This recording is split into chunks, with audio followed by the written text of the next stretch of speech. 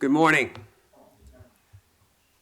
Commissioners, Chief Moore, Mr. Teefank, Madam Secretary, Mr. Inspector General, Mark Smith, Mr. City Attorney Carlos De La Guerra, and members of the public. Today is Tuesday, August 22nd, 2023. Thank you. It is 9:30 a.m. This is a regular meeting of the Los Angeles Board of Police Commissioners. Madam Secretary, please call the roll.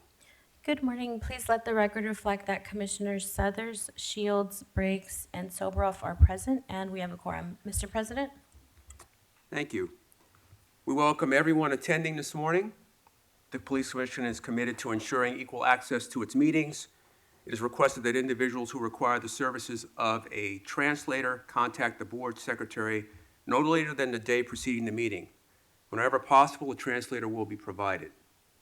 Sign language interpreters, assistive listening devices, or other auxiliary aids and/or services may be provided upon request.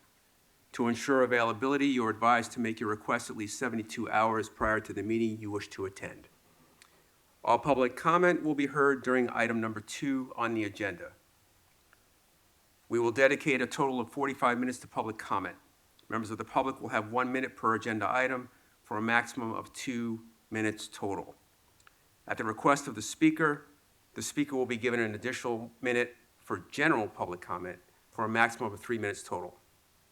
The order of speakers will be a speaker in this room will go first, then we will take a speaker watching today's meeting on Zoom. We will alternate between speakers in the room and Zoom for a total of 45 minutes. Members of the public who participate in public comment are reminded they can speak to any item on the agenda or a matter within the jurisdiction of the Board of Police Commissioners. Public comment is your opportunity to address the board, so you're free to express your opinion on matters before the board and to generally express when you disagree with others' opinions expressed. However, directing your comments to other individuals who have spoken or attacking others who have expressed their opinions shall be deemed off-topic, and your public comment period will be concluded. Members of the public, if you choose to participate in the public comment portion of the agenda, you can participate in this meeting in a number of ways outlined on the agenda. Submit a speaker card to one of the officers who will then give the card to the board's secretary indicating you wish to speak during the meeting.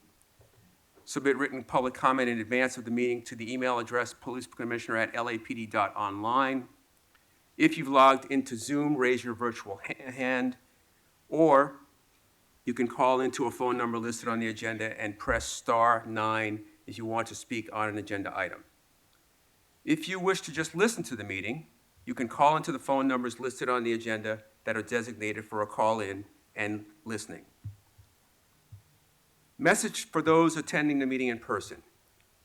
These meetings are regular meetings between the board, the department, and key stakeholders.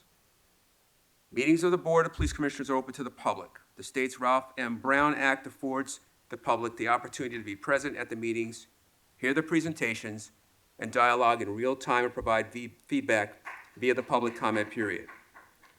During these meetings, there is a need for the board to carry out the public business expeditiously without delays or disruptions.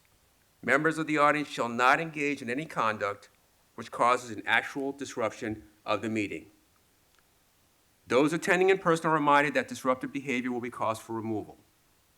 If you disrupt this meeting, you will be provided with only one warning to cease disruptive behavior. If you fail to cease such behavior, you will be removed from the meeting. While in the boardroom, members of the audience must be seated. Standing is not permitted. In the past, standing may have been permitted for a few, but moving forward, this courtesy will not be afforded to attendees except the credentialed members of the press. All attendees must be seated. Failure to follow this rule will result in a warning and/or removal from the meeting. At this time, we'll move to item number 1, the report of the Chief of Police. But before I do so, I would like to take a moment and publicly express my thanks and gratitude to Commissioner Briggs for his service as president. He leaves large shoes to fill. I hope I'm able to do that, sir. And with that, again, we'll move on to item number 1, the report of the Chief of Police. Chief Moore. Good morning. Commissioner Suthers, as president, congratulations on your appointment as you take the reins. I Appreciate your willingness to step forward.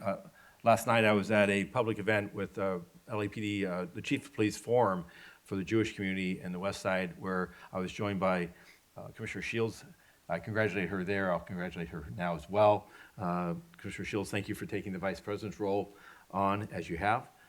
The executive committee of the commission are important members in coordinating the work between the department and the commission. And under the commission's leadership, it's critical that that executive committee work with us to prepare work and materials so that as it comes before this commission, whether via subcommittees or in an open and closed session, that we are fashioning that work so it's completed and it's ready for decisions and not further matters of challenge where we're bringing you incomplete products while also respecting the role of each of the commissioners here. I also want to thank and extend my appreciation to Commissioner Briggs. During your time and tenure as a president here, you've led with dignity, with integrity. You have demonstrated clearly with your arrival and your time as president and vice president your concern for the welfare of the men and women of this organization, that their wellness is of utmost importance to you, while at the same time challenging this organization to continue to evolve, to meet the needs of a changing and demanding society with the confidence that our people are up to the task. That steady hand has been something that I've enjoyed working under and with, and I am very grateful that you've determined and decided to stay on and continue in your role. As Commissioner Soboroff and others have done, it's helpful for all of us, I think, for continuity and for a path that is both predictable, understandable, and sets a course for success, meeting the expectations, not just the commission, but of course Mayor Bass, as well as all Evangelinos.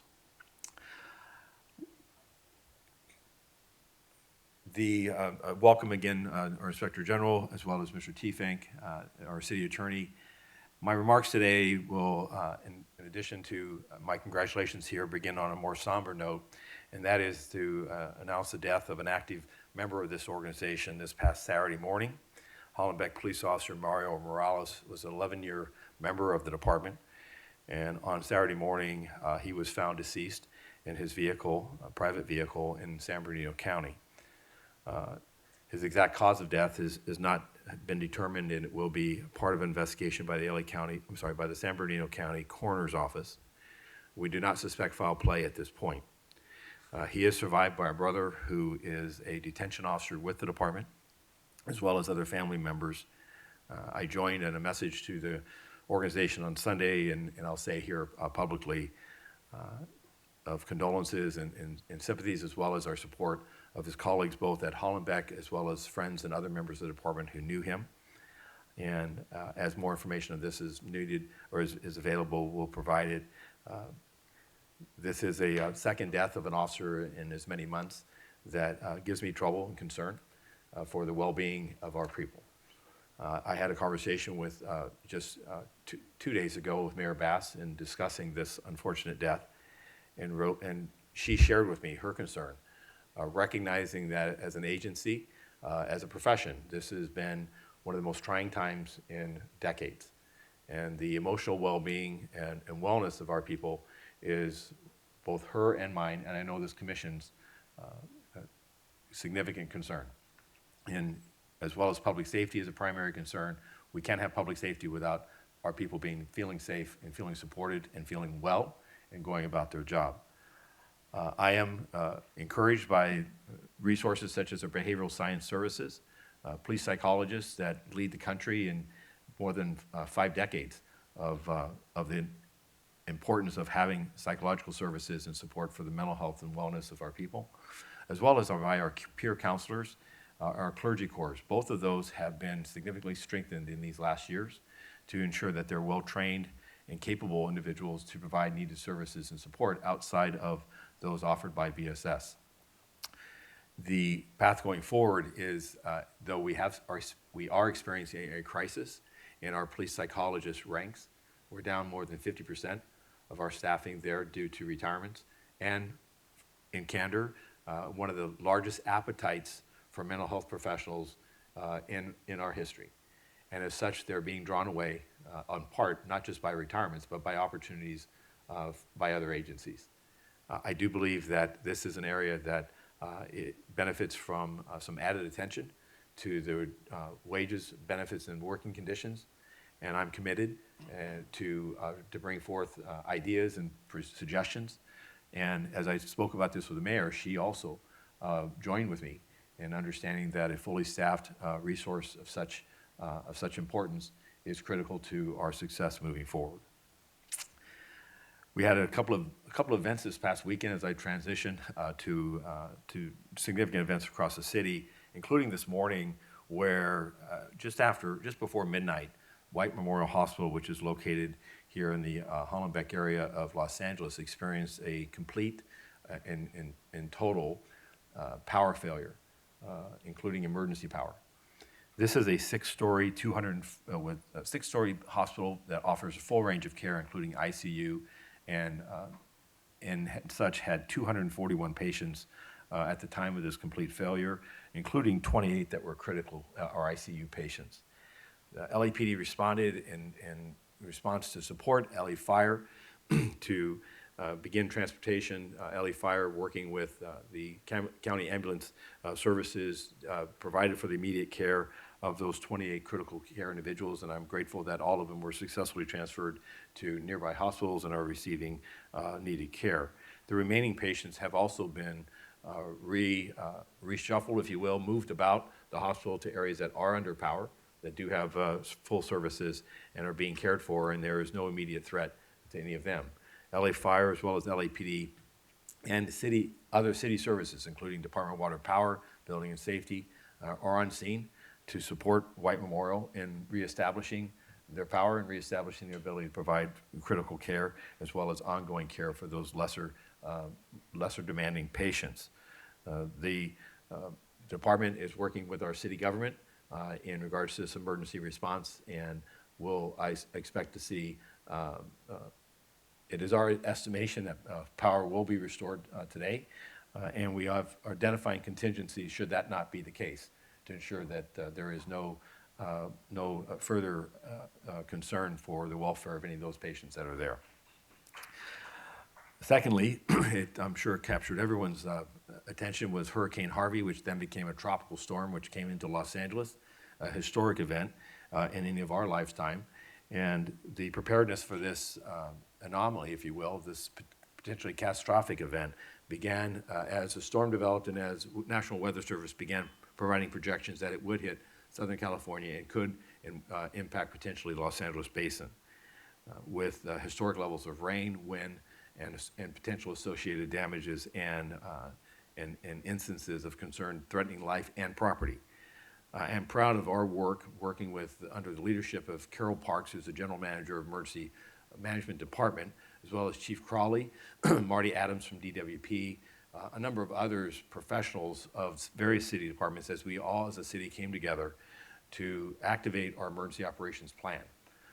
Mayor Bass declared a local emergency on Saturday, and with that, activating the Emergency Management Department Emergency Operations Center at a level 2, which is a full-time, nearly full staff by all city departments, a brain, if you will, to ensure that we're supporting the needs of every city department in providing critical services for protection of life as well as property.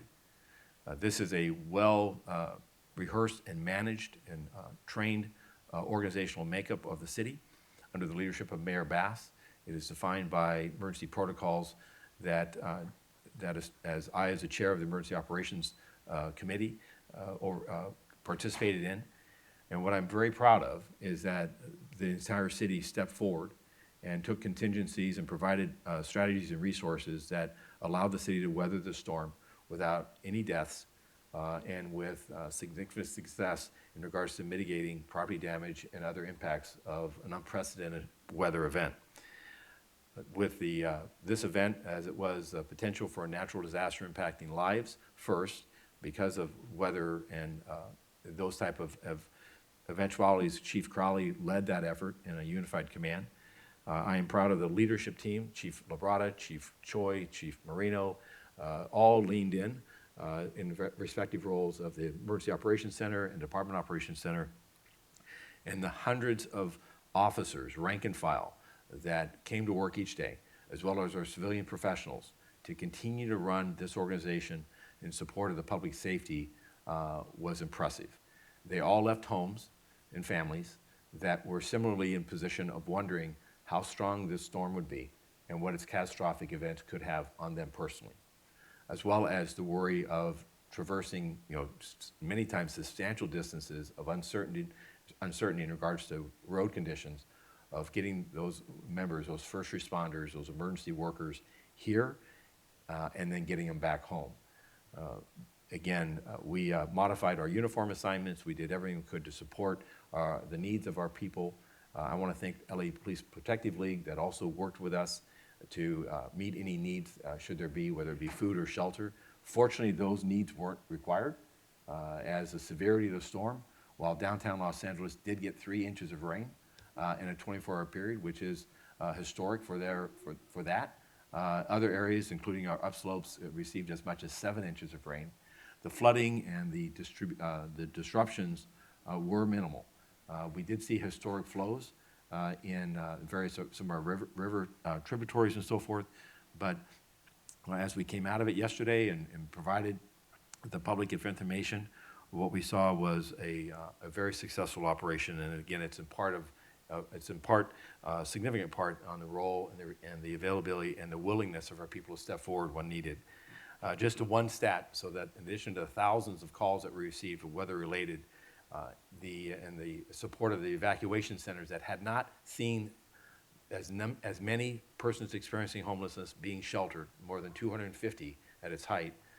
We supported those for the safety and assurance of the staff, as well as the surrounding community and those that were being sheltered, as well as providing for the eventuality, should there be evacuations needed, of hillsides and other endangered areas. The city listened and responded well. Proud of the Angelenos that listened to the mayor's message of stay safe, stay home, and stay informed. The status of that is we had fewer, in a 24-hour period, fewer traffic accidents, no fatalities, and fewer injuries than we would have during any like rain event, or even lesser rain event, or for that matter, any average day in Los Angeles. So again, I think the Angelenos demonstrated both its government as well as its departments and city employees, as well as the communities itself, of our resilience and our ability when we work together to endure these struggles and thrive. Last issue I'd want to talk about significantly is this last week I directed the organization of a organized retail theft task force. This task force was assembled with more than 24 investigators with more than 20 of those from LAPD. Worked with a number of chief officers from around this region, including the Beverly Hills Police Department, Glendale, Pasadena, Santa Monica, Burbank, and San Fernando, as well as the CHP, Chief Marigas. Each of them, in my conversations, recognized the need for them to contribute to what is a regional challenge, and that is the development of these organized crews of large groups of individuals who are preying upon retailers. Now, organized retail theft is a $30 billion problem in America, and we know that major retailers suffer significantly in regards to the loss of valuable merchandise that is collected and then later resold through unscrupulous dealers as well as through the internet. This task force was assembled in light of the most recent escalation, where we've seen what used to be small crews of individuals now develop into mobs of 20, 30, 40, 50 people attacking retailers and violently removing merchandise of varying values, sometimes ranging tens of thousands and sometimes upwards of $500,000. The escalation of this concerns me greatly because it reminds me of the Follow Home, Follow Up Bandit series, which began as simple accosting of individuals on a physical force and then escalated into shootings and deaths. So with that, I directed that chief pitcher or chief detectives establish this task force working with Commercial Crimes Division, Captain Lopez. That task force is now in place. I met with them yesterday and gave them my commander's intent and discussed with them my appreciation for all the multi-agency task force involvement. It does involve the DA's office with investigators and prosecutors. DA Gascon and I have spoken about the critical need for his full support, his office's full support in the prosecution and holding accountable those individuals engaged in this, both at the time in which we arrest them as well as with the prosecution and sentencing once convicted. Additionally, Martin Estrada, the U.S. Attorney who was with me last night and with Commissioner Shields at the Chief of Police Jewish Forum, has also committed his office's full weight and authority as to goes to any federal prosecution that can impact this series of and practice of these organized retail thefts. We also have the participation of the California Highway Patrol. Governor Newsom was in town surveying damages and assessing the department and city's response to it on Sunday relative to the hurricane. And he and I spoke personally, extending my appreciation to him for his support financially, as well as with the assignment of additional California Highway Patrol investigators to this task force. We look forward to this collective effort that will utilize a full spectrum of investigative techniques and aggressively prosecute those responsible. We're not just going after those that are the soldiers or the individuals that are preying on these marketplaces. We are also going after those in which they're feeding this merchandise to for the resale and the capitalization of the appetite for this type of merchandise in social media and other venues. Lastly, I have every confidence that this is going to be successful. And why I have that is not just because of the organization of it, but because of the men and women that are made up of it, as well as the multi-agency aspect of it. This is similar to our Follow Home Bandits, which at the time, when we had as many as 39 Follow Home Bandits a month, which was shaking the very core of the city as to its sense of safety just 2 years ago. After that assembled, 305 cases were investigated, 113 arrests, 400 search warrants, and we went from that 39 high to, in January and February of this last year, 1, 2, and then none.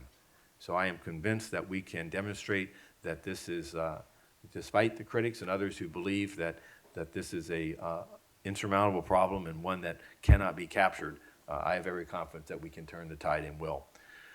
Briefly, if I go through two law enforcement injury and an officer-involved shooting. On law enforcement injury that occurred, an enforcement investigation occurred on the 14th of August at just after 11 o'clock at night on the 400 block of West Pico. There, Central uniformed officers responded to a radio call of a man with a knife. They arrived at the location and community members directed them to an individual later identified as James Anthony Brown, who was walking through an open parking lot. The officers began to give verbal commands to Brown, who after several minutes complied. But as they approached him and prepared to take him to custody, he suddenly began resisting the officer's directions. He ended up slugging one of the officers there. They took him into custody. He continued his resistance and struggle against the officers. He was then transported to Central Station for being under arrest for vandalism. At the station, they observed that he had sustained a laceration to his head. So for medical treatment, he was transported by LA Fire to a nearby hospital. Unfortunately, there he assaulted the hospital staff and security personnel. So this resistance continued. He was later admitted for a term that's called, a medical term called rhabdomyolysis, which is essentially brought on by an overexertion of muscle and struggling that begins and can result in the destroying of one's muscle cell. It is a life-threatening condition, and as such, he was admitted. He is in stable condition, and fortunately, no officers were injured as a result of this. A piece of steel rebar that was used to damage a victim's car, it's a 12-inch piece of rebar, was recovered, and upon his release, we will pursue criminal charges regarding that vandalism. The second one is an officer-involved shooting that happened on the 18th of August at approximately 7 o'clock in the morning. There, Southeast Uniform Patrol officers responded to a radio call of an assault with a deadly weapon investigation. A suspect was armed with a gun, reportedly in the alley to the rear of the 2100 block of East 103rd. When officers arrived at the location, they observed the individual, later identified as Mr. Uralis Salcido. He's a male Hispanic, 25 years of age. He was standing in the alley, and as The officers approached in their vehicle. Mr. Salcido assumed a seated position and then removed to what appeared to be a handgun from his rear waistband. As officers exited their vehicle and stood behind their respective doors, they ordered Salcido to drop the gun. However, he did not comply, and then he stood up and raised the gun, reportedly in his right hand, resulting in officer-involved shooting.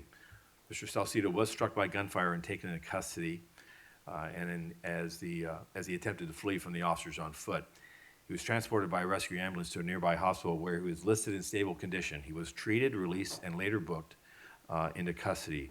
A replica style handgun was recovered from the scene and booked as evidence. Officers or citizens, none were injured as a result of this. Force investigations will investigate this.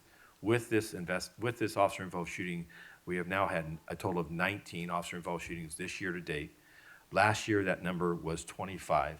In perspective of the number of officer-involved shootings since 2019, we had 19 this year, by this time 25 last year, 18 the year before 2020, and 19 the year before that in 2019.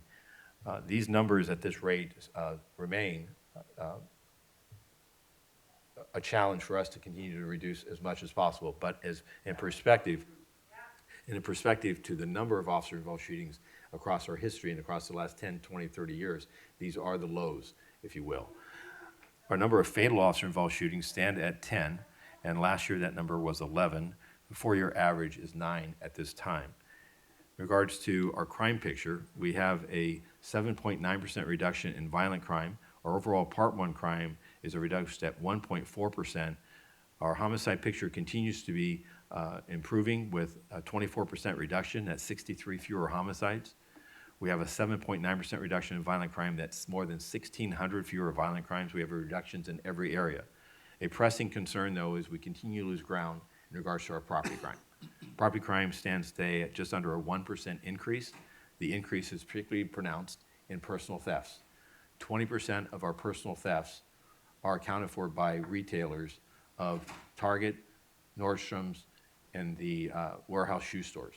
So that is part of our work with this organized retail theft task force, is to change that. Our personnel strength stands at 9,011. That's 282 under our authorized strength. Our civilian professionals stand at 2,621. That's 277 fewer than our authorized strength. That concludes my remarks, and I welcome your comment or question. Thank you, Chief. I'm going to reserve my comments and questions till the end and ask for any questions or comments from Commissioner Briggs. Thank you, President Southers.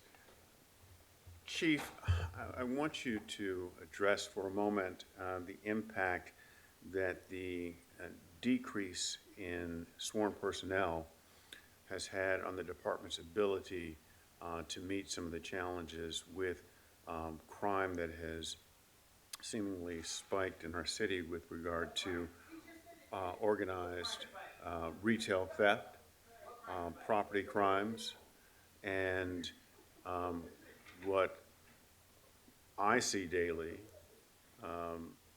assaults with deadly weapons and shootings.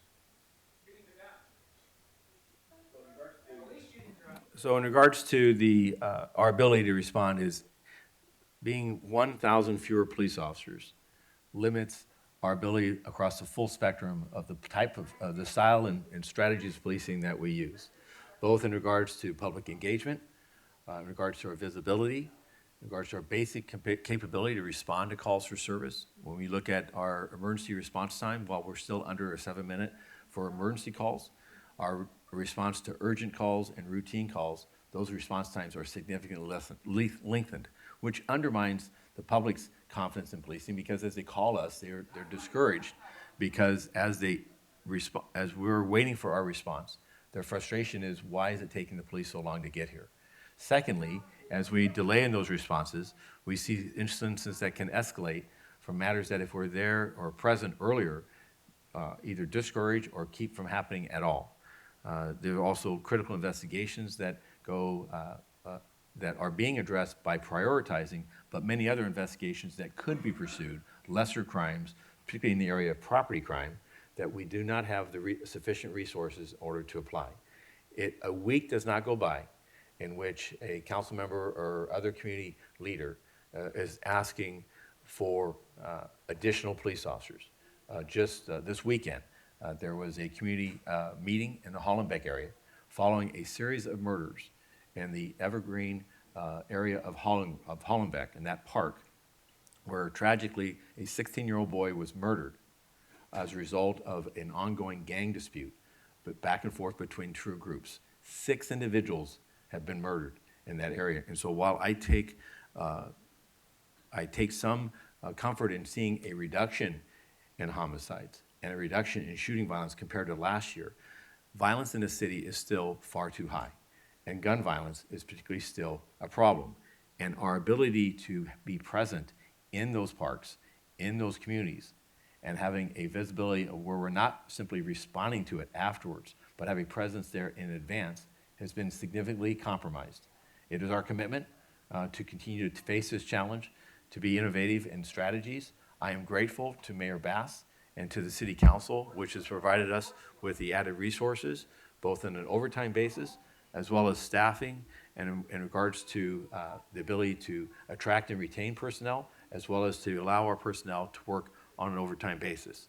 It is critically important that tomorrow, before the City Council, is a contract proposal, multi-year, for our rank and file. And it is my hope that it enjoys the council's support, because I believe it is a significant step that will help us to attract both new recruits as well as retain a very professional workforce, one of the most qualified workforces in America, as evidenced because of the fact that last year, 250 of those individuals were drawn from us to go to other agencies, with a vast majority of them making a better wage and a better work condition than what they have here. Thank you, Chief. Vice President Shields. Thank you, President.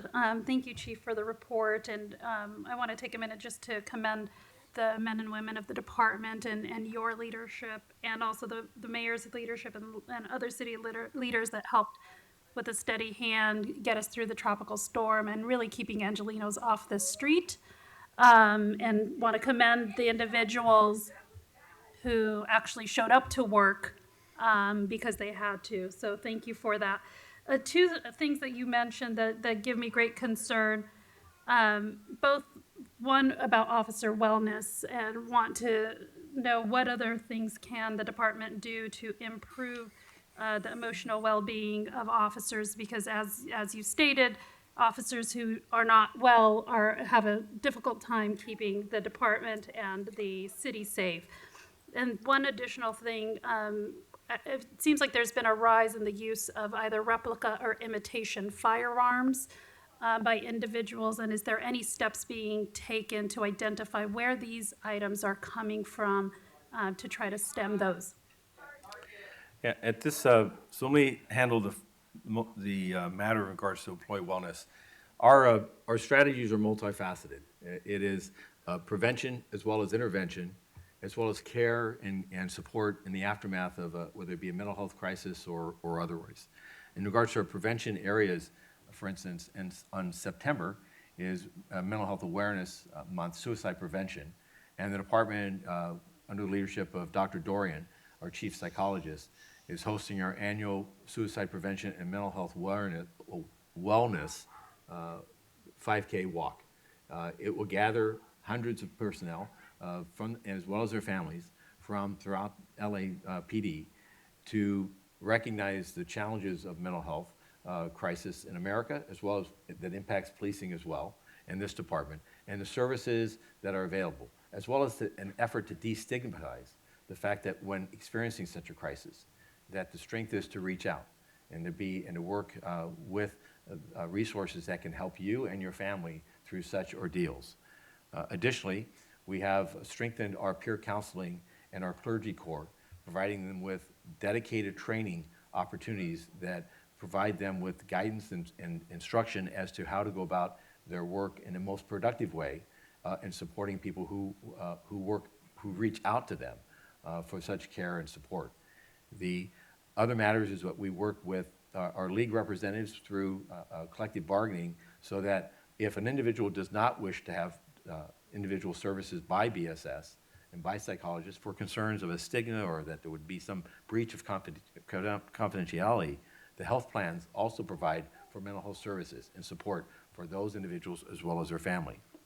I think, lastly, that what's critical here is understanding what are the work conditions and what are the circumstances that undermine an individual's confidence in their workplace, that it is healthy, it is a productive, and one that is a supportive environment. And I'm encouraged by Commissioner Souther's commitment, and I know that the mayor shares with this, is to improve our working conditions around this department. Too many of our facilities lack sanitary conditions in a sense of dilapidated carpet, flooring, the structures that have been with deferred maintenance for quite some time. And I recognize in the struggle as the city has gone through financially that those are costs that have been deferred. But as officers come to work in such working conditions, it can be very discouraging to them. And so custodial services, working conditions such as flooring repair and furnishings, those are matters that will be before this commission as proposals to improve and address in this upcoming budget, as well as working, I'm proud to say, with the support by the Los Angeles Police Foundation that continually steps in to provide support as interim measures. So I think that the working conditions, that it will help. I do believe that a successful labor agreement that addresses concerns relative to fairness in the sense of compensation and such is also a benefit to us. And I think that its passage will demonstrate that elected officials and others support the men and women of this organization in word and deed. Thank you. Thank you, Chief. Commissioner Soboroff. Thanks. Chief, your comments on a couple of things. One, received a lot of national attention.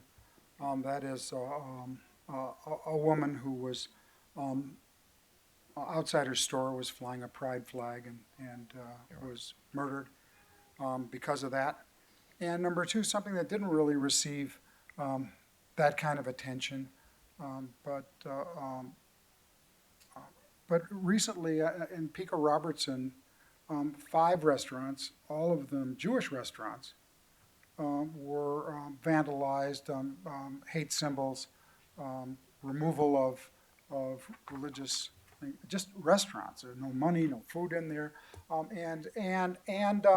and skipped over non-Jewish restaurants. And so I'm interested in your comments on both of those. So let me, first of all, the tragic loss and the senseless murder of this woman in the Arrowhead, San Bernardino area. The individual responsible was later located by San Bernardino sheriffs, is my understanding, and an armed conflict resulted in he was killed in an ensuing officer-involved shooting. So understanding what motivated that. The chief talking because you're talking. Yeah, well, the rules do, pal. So I'd like to hear the response. Thank you. So that case will not, I don't think we'll ever fully understand what his motivation was, except beyond the fact that we see hate in America, and we see willingness of people to, rather than have a collective or effective discord in a respectful fashion, resort to violence, whether it be verbally or in this instance, actual violence of taking her life. That is regrettable. What's important is also inaccuracy, though, because of rumors and misinformation that can exist, that when you see such instances that happened in Pico, on Pico Boulevard in West Los Angeles, it's believed because it was in a Jewish area, community. We had a series of actually 8 window smashes early morning this past weekend on Saturday, the Sabbath, within the Jewish faith. Concern was by that community that this was centered as a hate crime.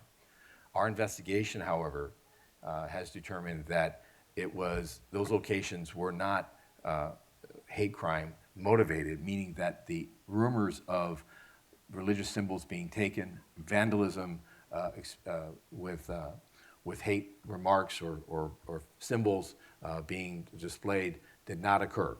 What did occur is what is happening across this region, which is opportunists in early morning hours are going to retailers such as these restaurants, not just in that community, but also along the Ventura corridor and the Sherman Oaks area, as well as other portions of this region, smashing front windows, typically, entering and then pilfering through cash registers and taking any items of value. Earlier this year, more than 30 of those instances, as I recall, occurred in the Burbank area.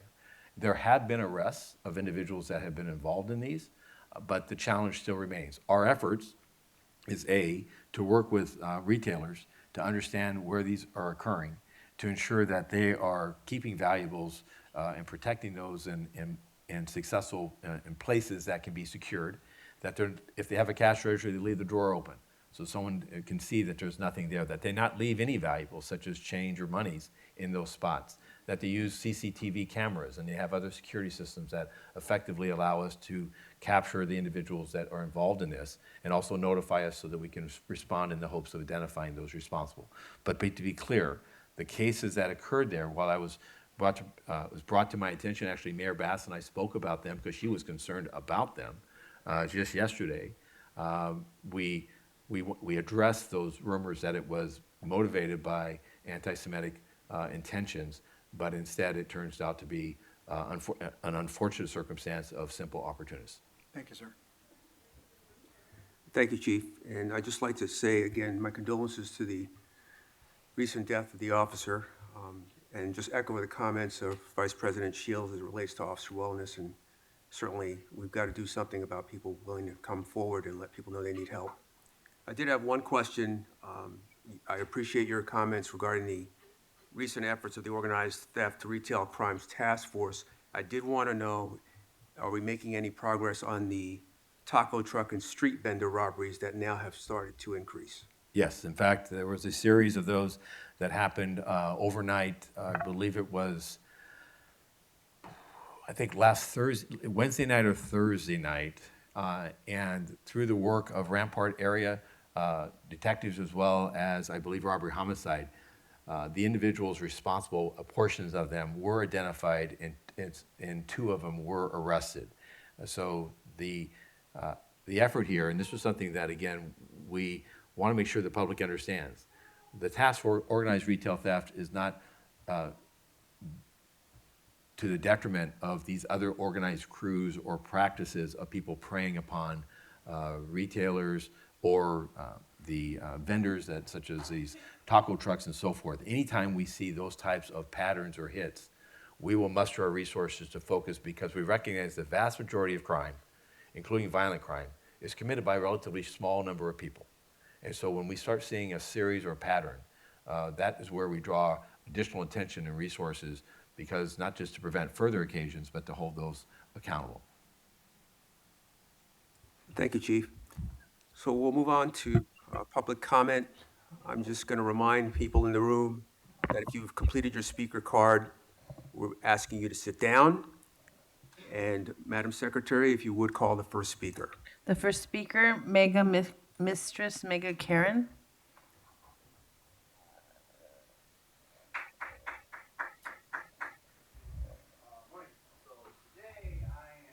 To share with the commissioners and the chiefs regarding what I learned at school and what I saw on the news. So if you ask me why do I want to become a LAPD officer 2 years ago, I will say that I want to fight the crimes. I want to arrest the looters, the rioters, the murderers, the rapists, or whatever. But right now, after completing the criminal justice program at Pasadena City College, right now I feel a little bit sad that police is only 1/3 of the criminal justice system. It's really sad that what I see on the news, that police arrest them, and then the district attorney release them. And then the people get back to the street, police arrest them, and the district attorney's office released them. So this cycle just continue to go to the same cycle over and over again. There's no ending to this. And I see that last week there's a task force regarding the large retail crime task force. I see that. That is great. However, I still believe that there's with only 9,000 officers, in the city of 4 million, I still believe that's nothing much it can do. And I also want to bring the attention to all the commissioners that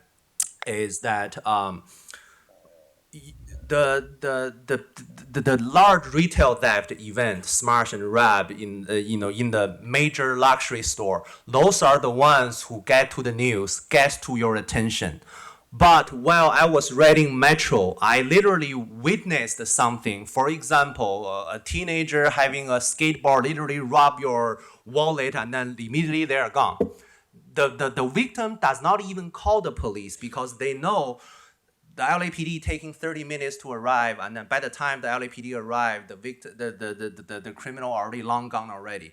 Those thousands of small-scale looting and robbery, like some of those are something never get to the detective's attention. Those stuff never get to the chief commissioner's attention. But at the same time, it occurs on the street, on the bus stop, on the bus station, literally every hour.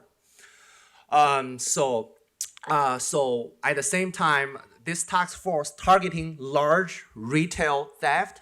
But again, I don't know if we should have a task force for a small scale, like the police chief talked about the small taco stand. It will only take 1 minute to rob a taco stand and left. And then I almost guarantee that the detective never catch him.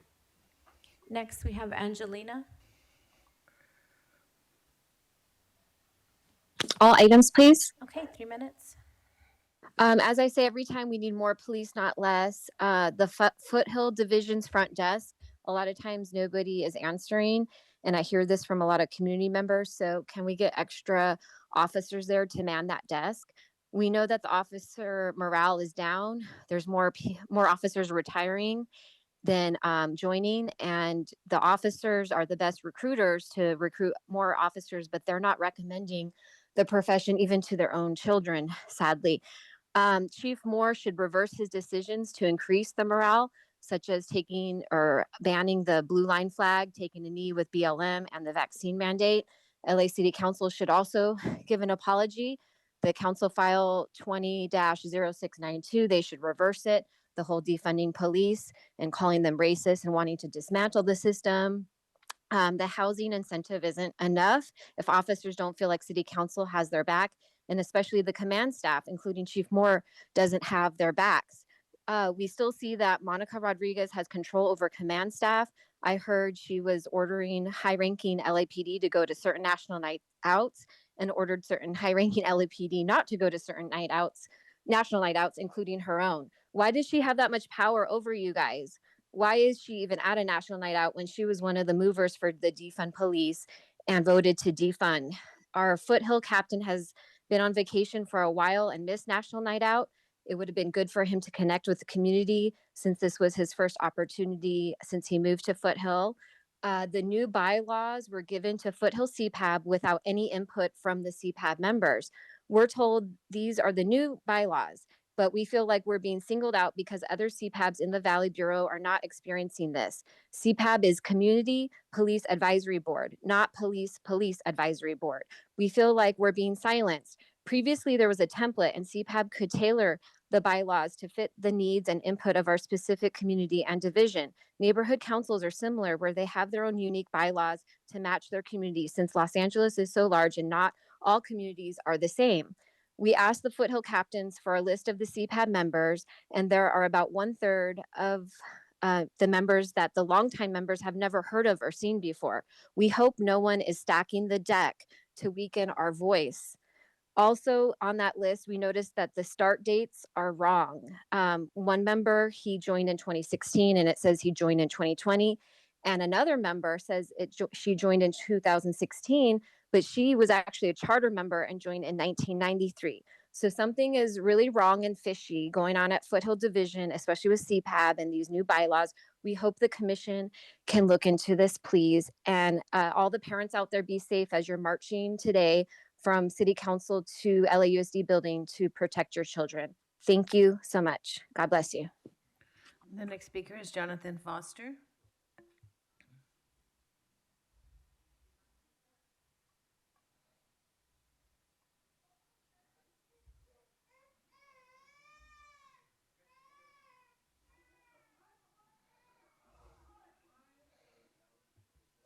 Can I get a 3 minutes back? Hello, Jonathan Foster, starting with July 25th again. If I can get this to work. Who's stopping the ADL from spying? They put you on a database. It's there forever. How do you get off of the ADL database? It's like a dark government. Dark government. A core values training where we use the Holocaust. It is to show them what happens when democracy goes awry. Democracy goes awry. Well, we Awry? have a representative democracy, so she's messed up on that one. On September 10th, 2001, the day before September 11th, the Pentagon Oversight Committee gave their report about how Dov Zakheim, the Jew, cannot account for $1.2 trillion. Doesn't know how he spent it. By her words, democracy gone awry. And this is That's what I think. It's democracy going why awry. we're $32 trillion in debt and why law enforcement commits suicide. Yeah. The Pentagon's missing $32 trillion, and this is why law enforcement commits suicide. If you know you probably don't know what I know, right? That's why I keep coming down here to tell you how to get out of hell. It is to show them what happens when law enforcement actually becomes complicit in the Holocaust. Do you know that the LAPD has never been complicit in the Holocaust? It's a really sick comment to make.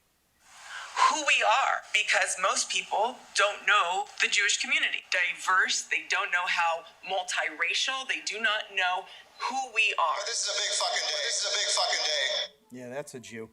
Well, these are people who would destroy the Christian church. They'd shut it down. Thank God we're in America. Why would Christians want to get to know people who would destroy their way of life, the Christian life? This is people who want to chop off bulls' heads and lambs' heads. Do you understand what this is? They want to take animals and chop off the heads. You're hanging around with that, boy. The LAPD is not in any way ever involved in the Holocaust. $32 trillion is causing very long incident response times. That's also what it's causing. And just thought I'd, you know this one where they said they passed these pamphlets out and they were talking about how many Jews are in the Trump campaign or in Biden's campaign or in the media. You know, it's 80% true. Did you know that? And I wanted to at least show you. These are the pictures of Steve Soberoff with his pants down. Yep. You need to get out of here, and you are not holding the line. You need to leave. Thank you. Before we go to our next online speaker, sir, I'm going to ask you to either go in the hallway with your child or sit down.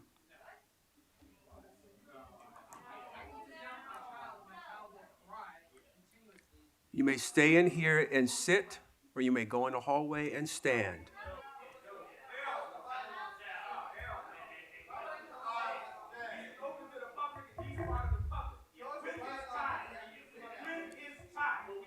Sir, sit down.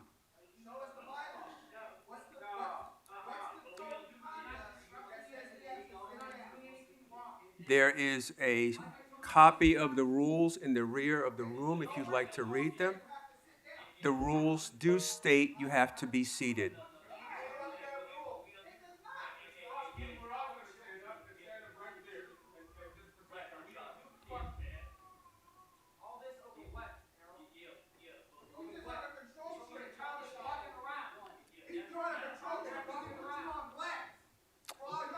Going to ask you to be seated. You are disrupting the business of this meeting.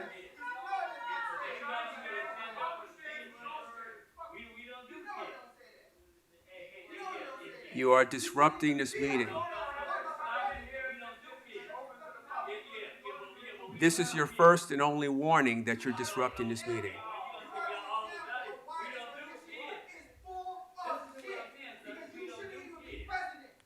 Sergeant at Arms, please remove this gentleman from the meeting.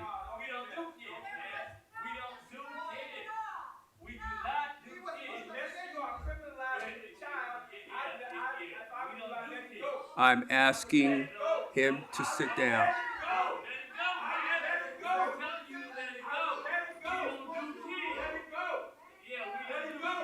Sir, are you going to sit down?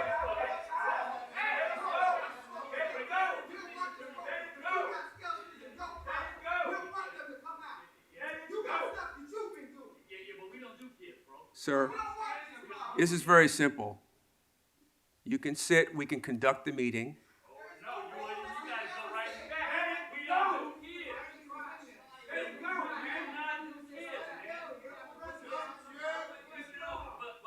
Simply sit down.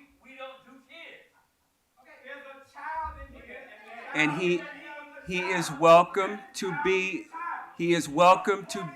may I speak? He is welcome to be here with his child. Thank you.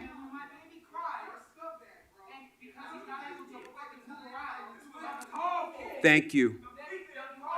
Thank you. Thank you. Thank you. Thank you. May we have the next speaker online, Madam Secretary? Next speaker is Elisa Avalos. Good morning. Good morning. What items would you like to speak on? All of them. Okay, 3 minutes. I would like to give my condolences on the officer that passed away. I'm very disappointed. I submitted my application to become a CPAD member over 4 years ago, and I've been asking everybody about it, and there's new members that already have their badge. My application got lost. That application has I put personal things there, and it's not okay, and I'm disappointed. And I'm also the lack of communication also with with the committee, how it's not okay that we weren't allowed to be part of making decisions on the bylaws. Now that I just realized that I'm not even a member, I'm not going to be included in anything. And I've been going to those meetings. I was going to those meetings while going through a cancer treatment, volunteering for you guys. And I'm no longer going to be able to do any of that because I'm not a member. That's a lack of communication and disappointment that you guys would lose someone's application with personal information. Not only that, but I feel that Phil Tabby, he's co-chair of CPAD and he does an excellent job, but he needs help. He does so many things and doesn't even go appreciate it. They don't appreciate anything. Now, if I say anything negative about any officers or my captains, I get shunned. It's not okay. We need to be able to hold each other accountable. Now, Monica Rodriguez is now saying that, oh, become a police officer, but then yet she can't say great things about officers. To become an officer, it takes a lot of committee. They're putting their lives on danger for people, especially public officials that sometimes take them for granted. That is not okay. Now, they also don't even get help to pay for their uniforms. Uniforms are expensive. They need to also have more mental help, more therapy, because when I see someone that died or got ran over, that affects me. Now imagine an officer that sees that every day. Another thing, my senior lead is on vacation. I missed the CPAD meeting because my mother was in the hospital. I didn't even know. If it wasn't for a CPAD member that let me know, I wouldn't even know that he's in vacation, and I don't even know who's taking care of now his section. That's the lack of communication. I'm very disappointed. The captain, there's no communication. If you don't trust the captain, then you're not going to want to volunteer or be part of anything. It's not fair, and I feel like Foothill Division CPAD members do a lot, and there's nothing, no thank you, no anything. Thank you. Mr. President, to the caller, I've directed the Valley Bureau Chief to reach out to her and have a discussion.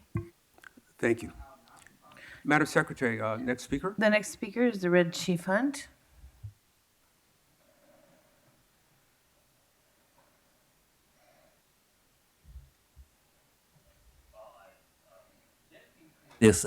Let me clear this up, Sutters. We don't do kids, bro. And I'm gonna say this one more time. We don't do kids. Dr. Herschel Swinger, that's who I trained up under. Theses, Sigmund Freud, science behavior. He's a great dad. I don't care what you have to say. We don't do kids, bro. Don't never bring that kid up. I don't care what he's doing. Don't ever bring him up, bro. That seat can be removed. Okay, next, Michael Moore. People are not happy with you, man. I say out of 20 shootings, 14 people die. You know, you brought me back down here. I was over here sitting in the county building, and I had a lot of questions about the way your departments and everything were being ran and things like that. You know, I always said this right here. You know, police don't stop crime, the community stop crime. With these smash and grabs and stuff like that, these people are hungry, man. These people ain't just going in these stores just smashing and taking stuff just because they not hungry. I mean, you know, the inflation is up. People are hungry, man. Do you got a job for them? So something that they can make some money. 90% of America in California is on strike because they don't get enough money and they can't feed their families and stuff like this. This is more serious than trying to take somebody to jail or trying to take 60 people or 70 people out or whatever you're doing in the smash and grab. But they telling you one thing, that they're hungry. Mike, I don't agree with your management style. Judge Stoudemire says from the Supreme Court says reasonable people can disagree. You're making Chief Beck look like an angel, and that's in short. I mean, your management style is not conducive, man, and this is what everybody's talking about. Until you get out and go out and deal with these communities, we got crime. How many homicides did we have in Watts in the last 90 days, man? Doesn't make any sense. You know, and you rely on your people and stuff like that. I'm talking about serious issues, man. Your crime is up. 20 people got shot, 14 of them is dead. You know, why? You know, and I don't care. Should nobody come up dead if you ask me. You know, and my theory, you've been here a long time now, you know, and I watched you for the last 20 or 30 years, man. Some of us, you know, and I'm gonna say this very lightly, some of us, we've been here too long. And I've been down here for 20 years fighting for what my struggle was and been very successful at it. But sometimes you got to know when to throw in the towel, bro. You know, and some of us, like I said, we've been here too long. But Mr. Sutters, please never do a kid when we're all in here. Thank you. Red Chief Hunt. Thank you. Next- Madam Secretary, next speaker. Next, we have Steve Rogers. Good morning. Good morning. What items would you like to speak on? All items, please. Okay, 3 minutes. First, I'd like to start off by saying that the United States of America is a constitutional republic. We're all children of God, and all lives matter. Condolences and prayers for the family and the extended family, the Blue family of law enforcement, on the death of Officer Mario Morales of Hollenbeck. It wasn't said exactly, but it sounded, I did hear remarks about wellness, about suicide.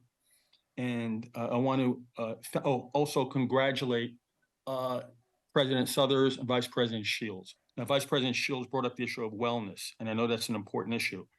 The first thing that the LAPD rank and file and officers should know everywhere is that we, the public, love them and respect them. Sometimes that doesn't come through, but I want to make sure that does come through. And everyone here is a child of God, and we love you also, whether we agree with you or not. There's a lot of contention in these meetings, but and at the end of the day, we're all children of God. And sometimes the contention is very tough. Now, back to the wellness. Every officer probably is reluctant to seek help. That's been talked about for many years. There's the employee assistance program, the chaplain program, et cetera. Perhaps every officer should be required to go to behavioral sciences every 2 years, every 3 years, mandatory, so that there is no stigma, maybe just a check-in, if everything's fine, everything's fine. But let the professionals provide support and do a check-in. That should be mandatory, not voluntary. And then if it's mandatory, everyone goes through it. There is no stigma. Something to consider. Apparently, the LAPD numbers in terms of personnel below 9,000, the department seems to be imploding. I thought the chief gave a pretty good analysis of what's going on when he was asked by Commissioner Briggs about how the numbers of officers is affecting the LAPD and public safety. There's no doubt. So what do you do to reverse that? For one, you really should take away the vaccine mandate for people going into the academy. Yes, the contract is important and money is important, but people have to feel valued and supported and indeed. And the chief did mention that. So let's do it. Put those blue line flags back in there. I know Police Commission President Suthers talked about a listening tour. By the way, I have read your book, Homegrown Violent Extremism. Very interesting. Everybody should read it. So take a look at a lot of different subjects. I only get 3 minutes. There's a lot that could be said. Do a comprehensive report on the status of community policing. You hear a lot of complaints about lack of communication, division by division, neighborhood by neighborhood. Thank you, Madam Secretary. Next speaker. The next speaker, Melina Abdullah. Now present, the next speaker, Baba Akili.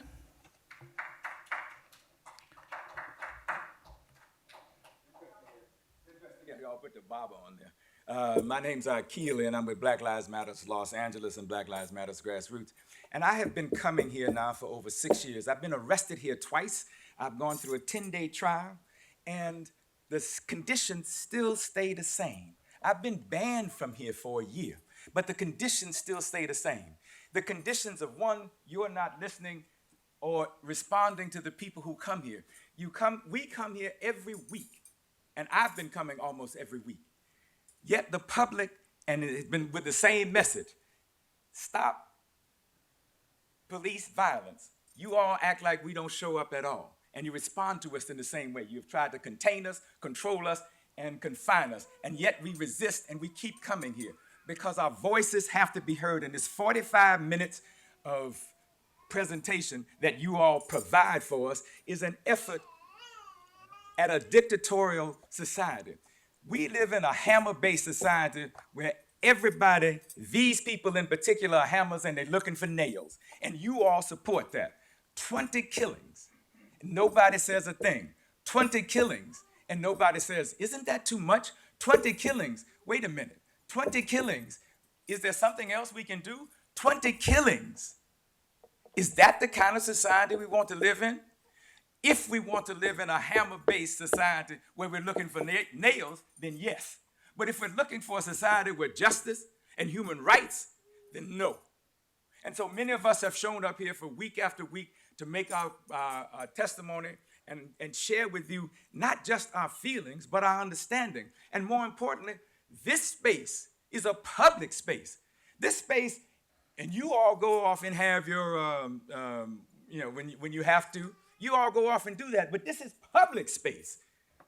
And if you all continue to do what you've been doing and pointing out this child as this somehow or another, that was wrong, I mean, you should be inviting in the public. You should be saying, let's figure out a better time to meet. You should be saying, let's meet in the evenings. You should be saying, let's don't meet on the same Tuesday that the board meets and the city council meets. Let's don't even meet downtown. And better yet, let's don't meet in the presence of all these police.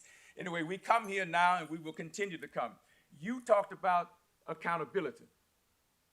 We have talked about accountability. That's why there is something called a Black Lives Matter, because our lives have to matter. It doesn't matter to them because once they see us as criminals and they have been taught two things, suppression and control. That's why we die, and that's why there's a need for Black Lives Matter. Say it, Black Lives Matter. Black Lives Matter! Black Lives Matter! Black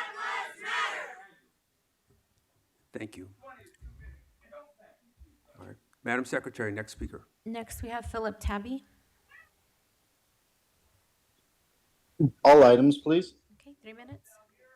Good morning, Commission, and congratulations to Commission President Suthers and Commission Vice President Shields, and congratulations to Kalanche for missing yet another meeting. Must be a new record for number of meetings missed. The other day, I ran across an article that talked about the time Moore was drunk in public in Vegas at Caesar's Palace with the city attorney co-counsel, who happens to be married to Moore's former adjutant. You know, and I have the video of him drunk for everybody to see. But Mike, you were so drunk, you couldn't stand straight. A new officer even approached you. Commission, is this how you want the Los Angeles chief of police to conduct himself in public? Unfortunately, and it's not his first time, I think it is, because since this commission found Chief Bended Knee behavior unfounded, according to the news article. How do you come up with unfounded when Mike even admitted he was not very presidential that day? I know our chief of police is corrupt, and I'm beginning to think our commission is corrupt. Suthers and Shields, I'm hoping your leadership will turn this image around. Be wise. Don't let T-Fank control you. He's there to keep you in line. But this commission found Chief of Police Michael Moore's public intoxication that's on video, online for the world to see, even admitting it unfounded. Yet this commission has the audacity to question the border rights. You know, the officers go to a border rights because they don't trust the in-house system. How many times have you questioned Moore? You just like to cover up how morally bankrupt he is. Isn't that right, Steve? It's all about covering up the truth. Moore is creating a bad culture in the LAPD. Here at Foothill alone, Chief Bended Knee moved Contreras and Smith for speaking truth to power.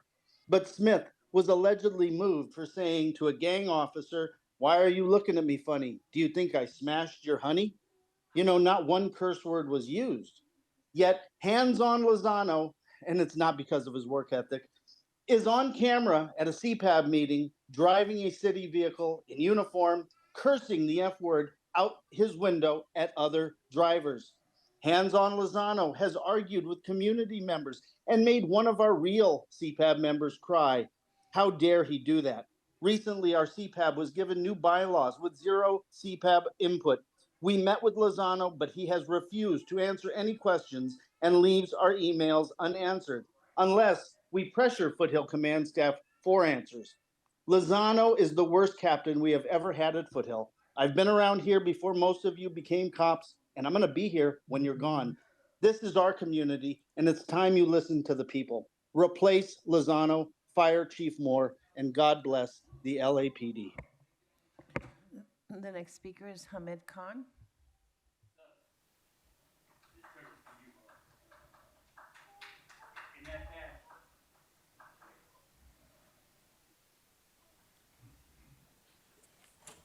So today is Souther's first day to become the president of the Police Commission, and we gotta expose him.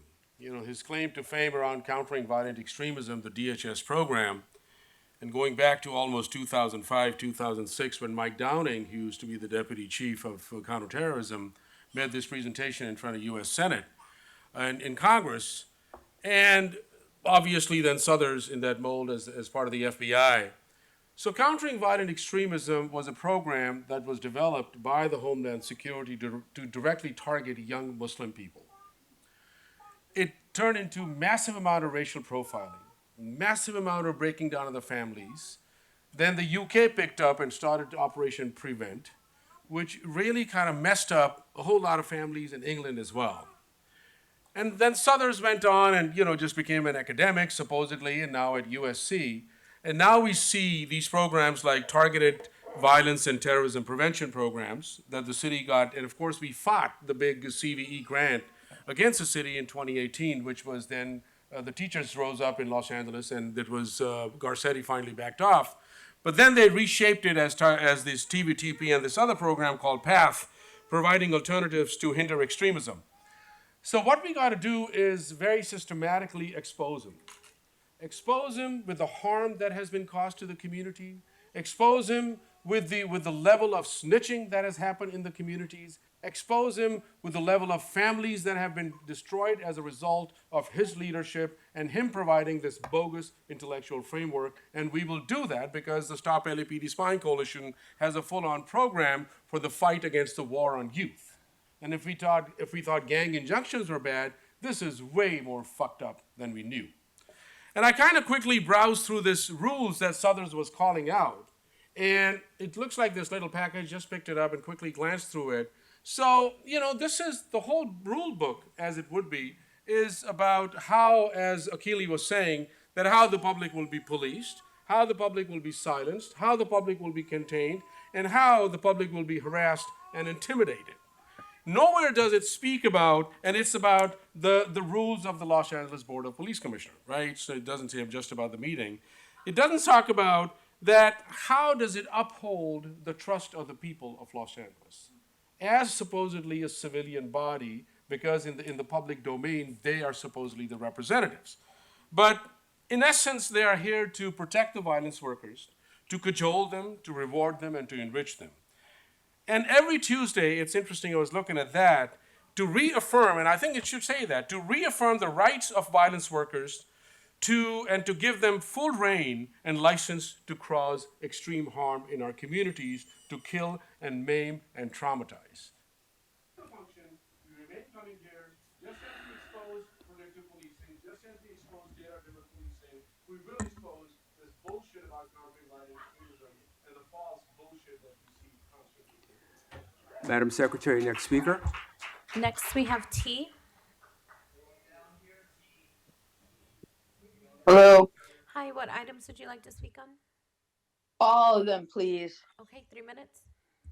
First off, I'm just going to take a breath and a moment of silence for all the lives that LAPD has taken in the Black and brown communities.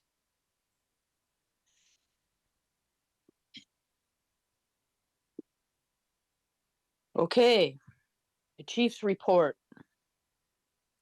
That was like an hour of propaganda, how well you all did propping yourselves up about the storm, how well you were prepared. But honestly, had the storm really hit, we'd be having a different conversation, because there's like 40, 50, 60,000 homeless on the streets.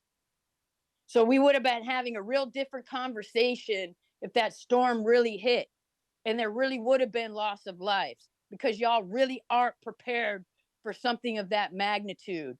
And by the way, an earthquake hit in the middle of it. Y'all really not prepared, because 3.4 billion is going to LAPD. 87 million was given to y'all by the mayor. Another 400 million has been given to y'all. You have all the resources you need, and yet your enrollment is still down. Your morale is down. Officers are taking their own lives. Maybe their conscience is getting the best of them for killing and abusing our folks in Black and brown communities out here, right?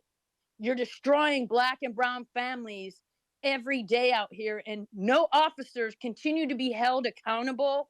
You want to give $24,000 housing subsidies to these folks, bust them in from different cities that don't even live in our communities to police our communities, over police our Black and brown communities, steal our resources. They have accidental discharges of their guns.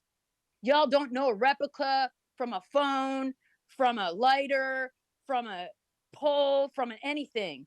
And oftentimes our brothers and sisters that are mentally ill out here are being killed on these calls, right? And they're unarmed. Most of the time, they're unarmed people that you all are killing out here, right?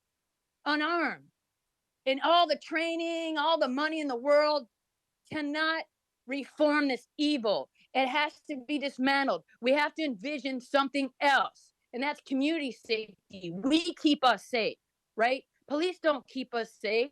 They show up after the fact, and they escalate every time. We want you out of traffic stops. We want you out of schools. We want you out of hospitals. We want that money to go to Black and brown communities for housing and mental health services. How many times do we got to sit here and tell y'all? How many days do we got to say the same thing over and over? And history keeps repeating itself. The next speaker, Paula Minor.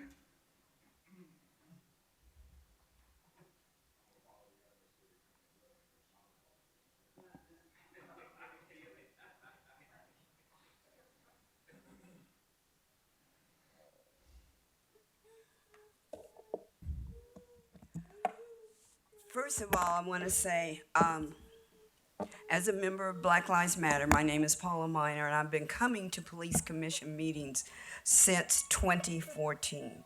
I've seen changes. I've seen some of the members sitting up there remain the same. But I have not seen a commission that understands their role as written in the city charter. This group continues to forget that it is specifically stated this is supposed to represent the people. The people who show up are the people. The people who call in are the people. The community is the people. The first thing that should occur is to change the time and location of the meeting so that it is more accessible to the people. This is the work of the people. This is not your work.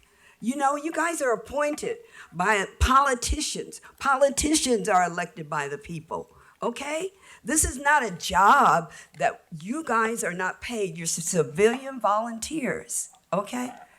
And it seems like when the commission occurs, they don't seem to understand that at all. So I just want to make sure that we say that. We're talking today, the only reason I came today, I've not been down here for a long, long time, is because we had a press conference right outside in front of LAPD voicing our concern about the number of police shootings, voicing the fact that we have sat here for years. We have seen LAPD write a de-escalation plan that was at least 600 pages long. We see that de-escalation plan not being used. We see policies and procedures that you guys talk about, training, that is not being used. And we want to say this is the greatest law enforcement agency in the nation. No, it's not. It's the one that has the most killings of its citizens. And I just have to speak because you talk about recruitment. What people see about this violence worker law enforcement agency is racial bias. And when I talk about these things, they have been documented, especially against Black people. Your practices and procedures, especially stops, were biased. Misogyny within your own department. Alcohol abuse and drunk driving of police cars, careless and harmful handling of equipment, especially guns, not being truthful, manipulating of facts. When reports imply that the victims of harm have been the cause of their death, that their history is why they deserve to be killed. So these are the things that affect people's perception of what LAPD is. And it does affect the ability to recruit. Young people don't want to be violence workers.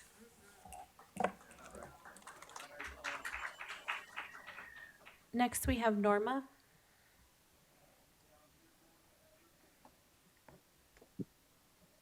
Yes, thank you. My name is Norma, and I am here to show my support and respect for the LAPD. I hope they get more funding soon so that law-abiding citizens can get the law enforcement they need and in a timely manner.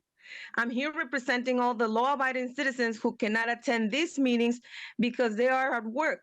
They can't afford to be here. Please stop justifying theft by saying people are hungry. Angelinos are very generous people.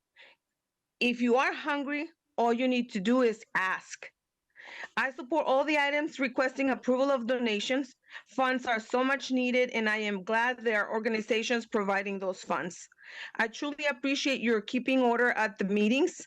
We make big sacrifices to show up to these meetings to end up not being called on because so much time is being wasted on keeping everybody in order. Thank you, and I yield the rest of my time. The next speaker, Jason Reedy.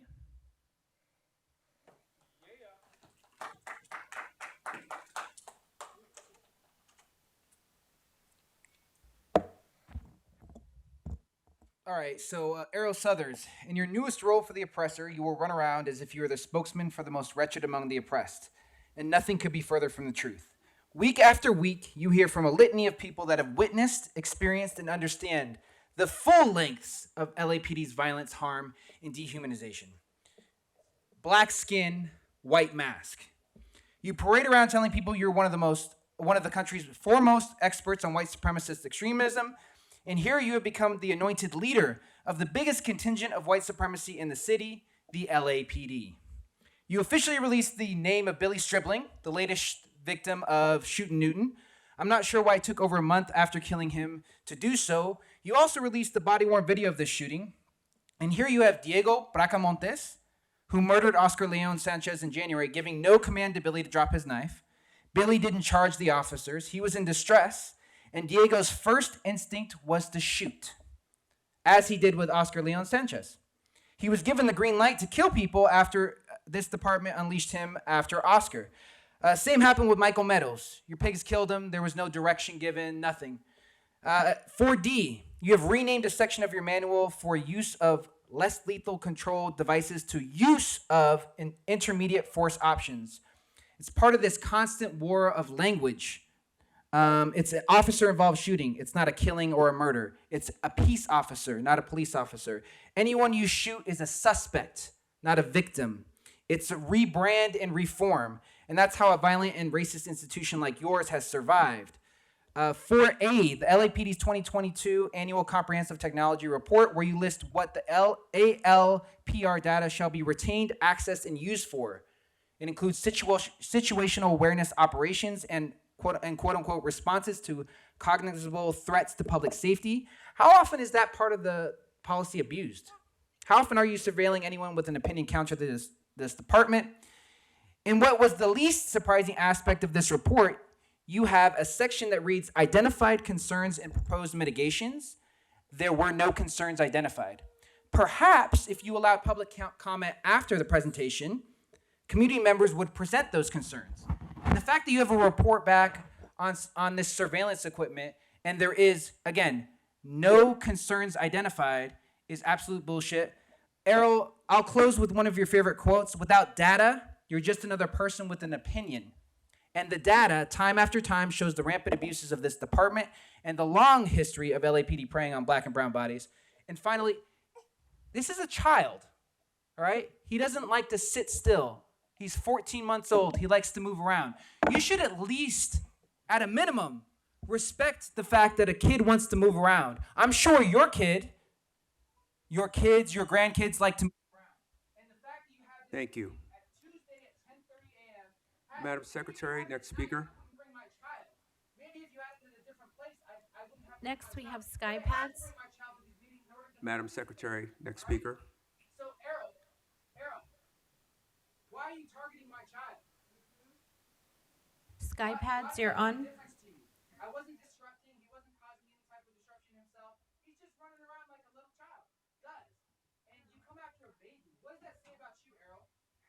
Madam Secretary, next speaker. Errol, what does that Next say about speaker. you? The fact that you can't Okay, the next speaker is Michael Williams. with policing my child. That he can't walk around the room. And he's doing nothing. He's not bothering your officers. He's not causing any type of disruption. He's literally walking around and bringing Sir, actual joy your time has expired. to this environment. But what you want to do is Sir, tell him, your time has expired.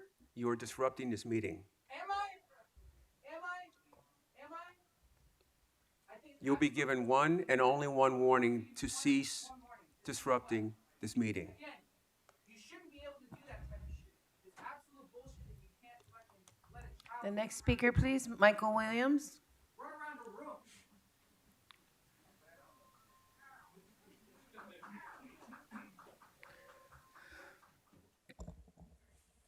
A week ago, Briggs, in his retirement of president, said that this LAPD, the police department, was the best police department in the nation.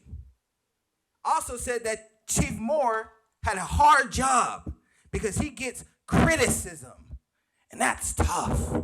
That's hard. Well, let's run down what the LAPD has done to make themselves so great in Briggs's eyes. Well, they started off the year killing 3 people. One was Keenan Anderson, who was tased to death, okay? The other was to Carr Smith, who was shot in his own apartment. Then you killed Oscar, who now we know the same officer now killed someone else. 2 in 1 year.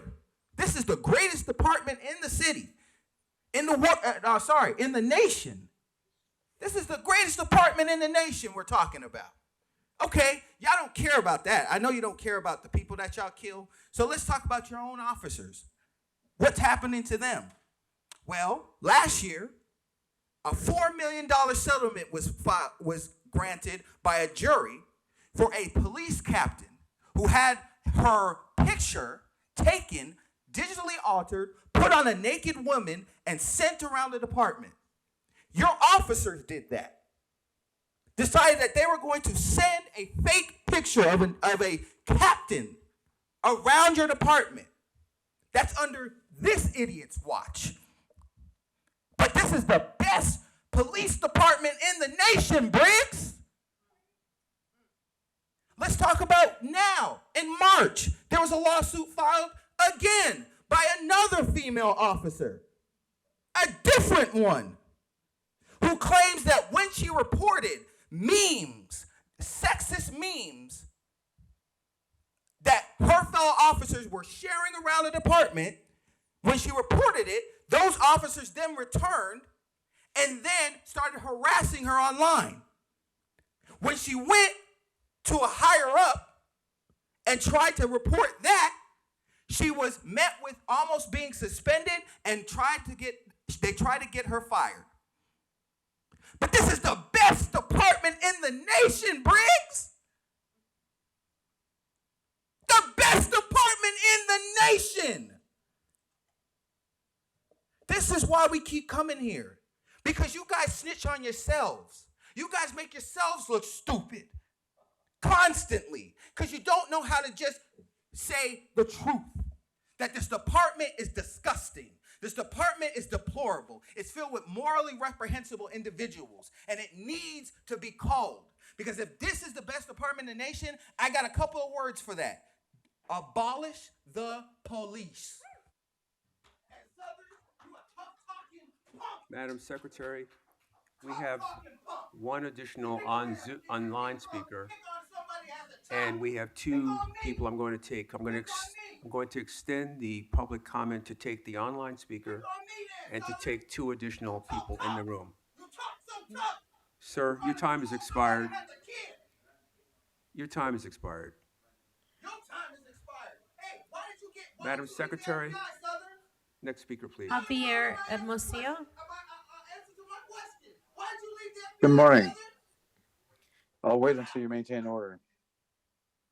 Okay, 3 minutes. Thank you. You started my time. Okay, I'm going to go ahead and try to speak over the person.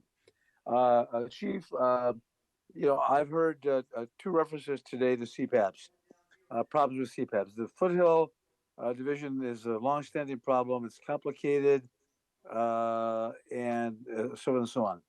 But you had someone else talk about, they don't have any say. This is a problem that I have been noticing throughout the city. I'm intimately aware of one particular CPAB where the same 2 people have been the chair and the vice chair for 16 years. 16 years. And multiple captains have been, I'm going to say hoodwinked, convinced that, well, listen, don't worry about us. We'll take care of business. Okay. And I attended one of these CPAB meetings a couple of weeks ago, 3 weeks ago, whatever it was. And 5 people showed up. This is a CPAB that normally had 40, 50, 60 people. And there was a confrontation between a community person and the vice chair because the person was trying to address an issue that a group had come in to complain about, and the vice chair let things ramble for an hour and a half. And when someone stood up and tried to say to this group, look, we hear you, a local person who's known the CPAP for a long time, and the vice chair told him to shut up and sit down. Not only is that disrespectful, and a bad image for this department. But I think that in giving the various divisions autonomy, uh, when captains come in and out, and you have people who've been a chair and a vice chair for 16 years, they don't hold elections. Okay, and it's happening, and I don't think you're aware of it. And so I would like to have ask that you have somebody give me a call from your office, and I will lay out this information because and Foothill Division is a separate example, but this is happening in other places. There are places where they don't have a chair, and they have interim people, and as one of the original founders of the first CPAB, we called it something else in 1989 down in Harbor Division. And then in 1993, the idea caught on and it became, citywide. This is personal for me. And I want the CPABs to be effective like they have been over the years. But I think everybody's kind of just let them ride and, have one of your people give me a call and I'll lay it out and help address this problem. Welcome back from your vacation, or welcome, Mr. Chair and Vice Chair. Thank you very much for your time. The next speaker, Jamie Cusick.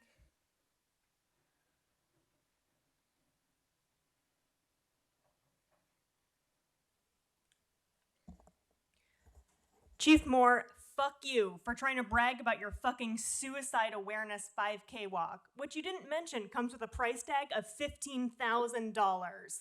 It's not just that this childish little parade is expensive, it's that it's totally fucking pointless, just as everything related to the mental health care you claim to provide your officers is fucking expensive and completely pointless. Behavior Science Services, your whole unit devoted to that care, has been a crock of shit from its very inception. It was founded by Martin Reiser, a quack psychologist who was on LAPD payroll, quote unquote, treating officers for 4 years prior to publishing his objective research as the book The Police Department Psychologist. And ludicrously, the BSS unit still proudly points to that very cutting-edge research as its guiding text, despite the fact that it was published in 1972.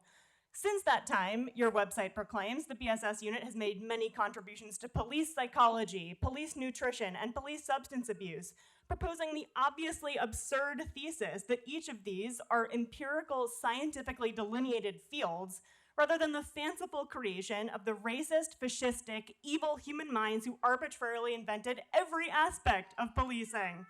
The amount of resources devoted to this fake bullshit medical unit are repulsive and shocking. Let me quote your doctor, Denise Jablonski K, directly. Officers can come in and see psychologists anytime. For officers who need help, doctors are available around the clock. We don't charge for services. First of all, must be nice. And yeah, no shit, there's no charge to cops. We're the ones being charged. But to be clear, those cops aren't getting mental health resources of any actual value. As Jablonski K goes on, members of BSS have to be careful that they're not prematurely sidelining an officer just because they might be having a bad day or because something in their lives is making them emotional. They have to make sure that they pose a danger to themselves or others. What the fuck? If something in a police officer's life is making them emotional, I'm gonna go out on a limb and say that maybe that something is the 24/7 task of being a terrorist, and if they've retained enough shreds of their humanity to be disturbed by it, that's probably a good thing. And more importantly, with the exception of wealthy white people, all police officers pose a danger to every single person in LA, and the only danger they ever pose to themselves is self-inflicted psychological damage brought on by enacting violent oppression. The BSS fundamentally, by design, cannot administer any kind of care because its goal is to make sure that cops are exquisitely amoral, unfeeling murder machines by, if necessary, brainwashing and drugging them into a state in which they can accept that it's normal to be out here attacking and harassing vulnerable people.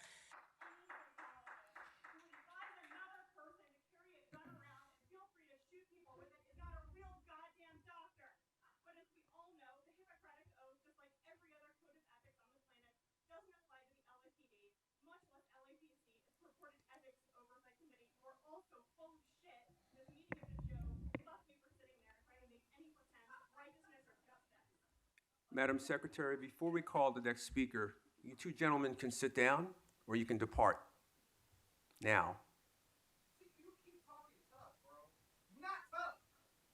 Answer my question. Why do you have to leave the FBI? Gentlemen, You're ignoring this question. You don't want to answer this question, huh? Why are you talking so tough? Sorry, Mr. Sambos, I'm out. Fuck you too. Madam Secretary. And the final speaker, please, is Audrey George. Stop trying to talk tough like you got some tough talk. You got to talk. You're shaking your head, but that's your homework. That's you right here. There's no difference between you two. This body is a joke. Briggs,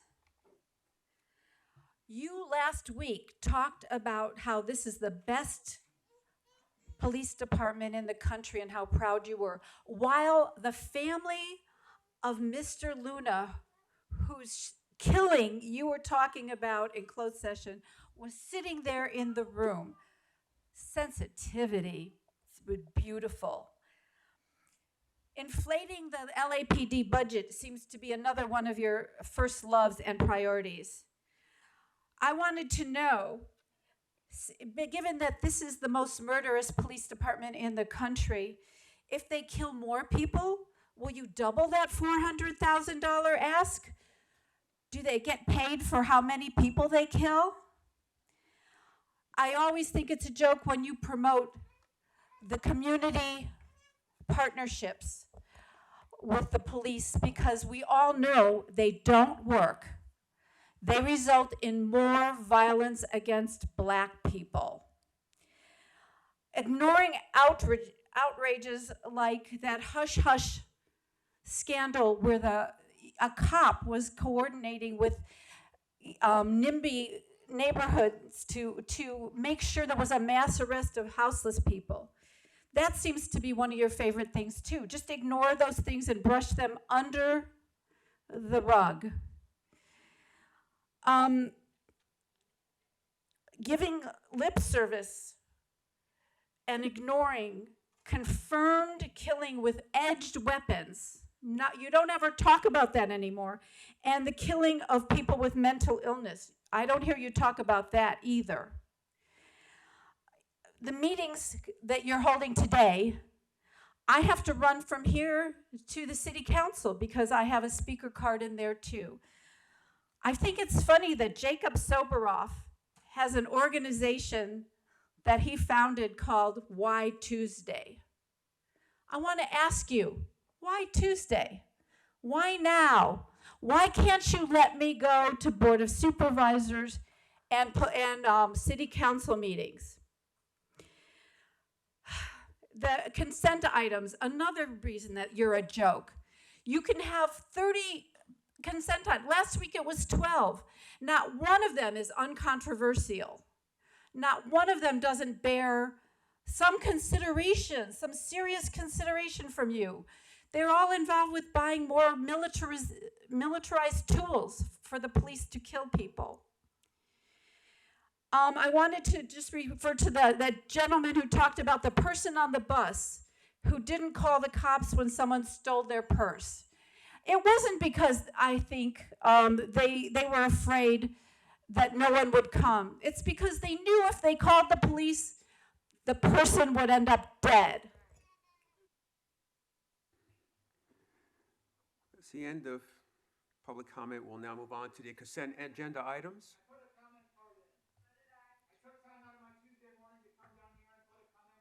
Public comment time has expired.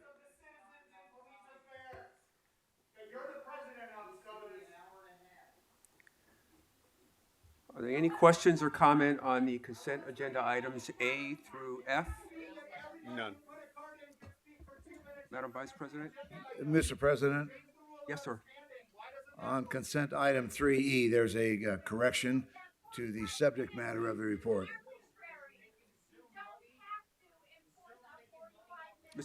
The subject matter of that report should be transmittal requesting approval of scope change for the fiscal year 2021 Comprehensive Youth Violence Prevention and Reduction Program Council File Number 22-0059. The body of the report is totally correct. It's just the subject matter, and the department will submit a revised report with the correct subject line. Are there any questions on consent agenda items A through F? No. No. With that, I'll move that we will approve the consent agenda items A through F. Is there a second? Second. Moved and seconded. All of those in favor say aye. Aye. Thank you. Those items are closed. We'll now move on to item number 4, the agenda items, the regular agenda items.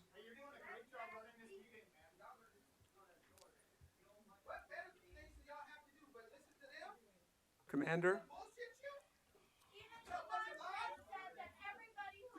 President Suthers, at this time we're having a disruption of the meeting. I would ask that these gentlemen be warned, and if they do not cease, that they be escorted out.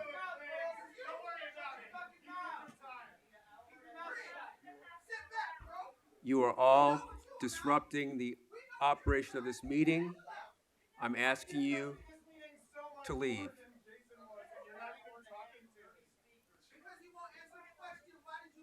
I'm asking you all to sit.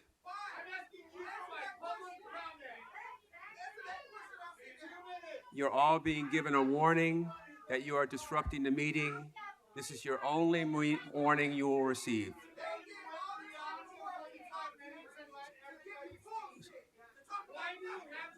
Sergeant at Arms, please remove these people from the meeting.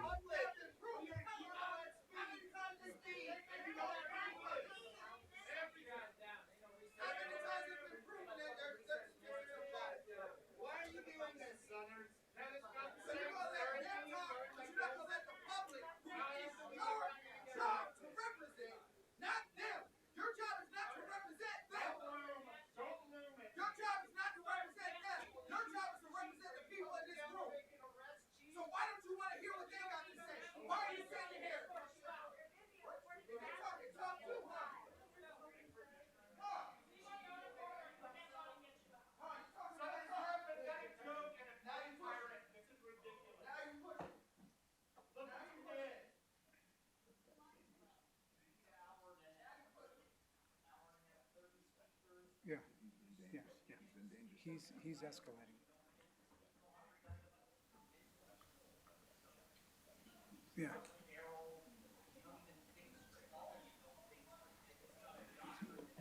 He's escalating.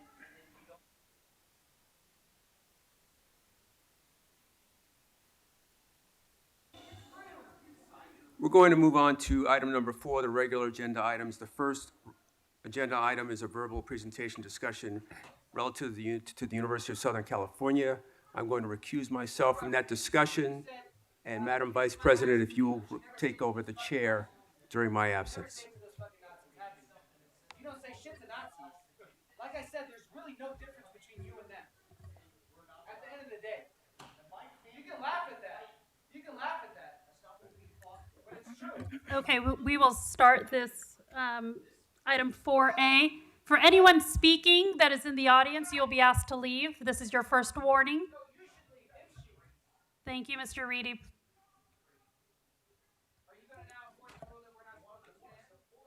Commander Ciafatelli. Good morning, Vice President Shields, Commissioners, Chief, Mr. Smith, Mr. Tiefenk, Mr. De La Guerra. I'm Commander Ciafatelli of the Office of Constitutional Policing and Policy. Mr. Reedy, that was your first warning. One more time. Okay, thank you. Then please see yourself out.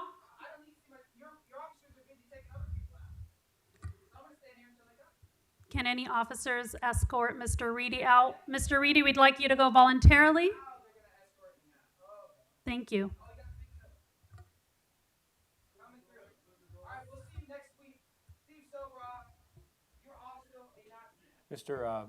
Madam Vice President, if I might, just for a moment,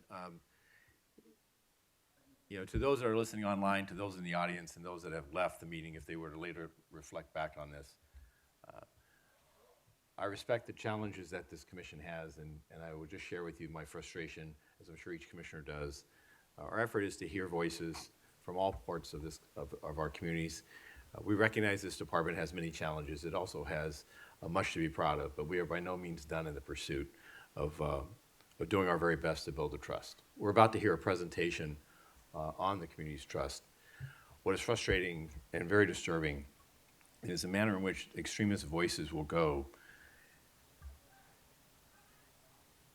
in some means of attempting to redirect this organization, and perhaps this commission, from its true pursuit.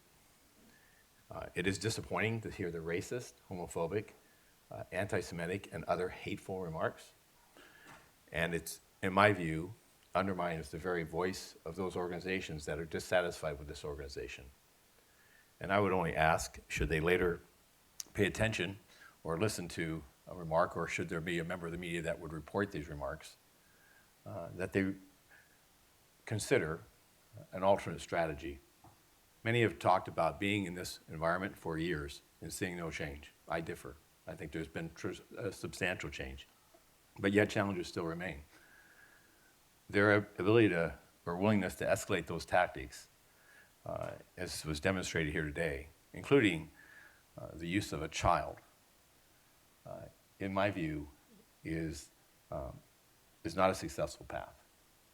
So with that, I just extend to you in your new role as Vice President, and I would say this, had Commissioner Suthers, who needed to excuse himself on this matter, I would have interjected myself there, and I'll share my remarks with him later. But I thought that this moment I do need to say something in regards to the extent of which what was being experienced today and how it seemingly is escalating. Thank you, Chief. Thanks, Chief. Thank you for that, Chief. Madam Vice President, may we have reintroductions, please? Yes, please. And for this is item 4A, a verbal presentation, a discussion relative to University of Southern California's Everyday Respect Research Project. Commander Ciafatelli. Good morning, ma'am and gentlemen. I'm Commander Marla Ciafatelli. I'm with the Office of Constitutional Policing and Policy, and I'm here today to speak to you about the Everyday Respect Research Project, a project that the department seeks to embark on in collaboration with the University of Southern California, their research partner institutions, UC Riverside, Georgetown University, the University of Texas, and their associated team of researchers. This team of researchers... Commander, before you go further, I hate to interject. Who's with you?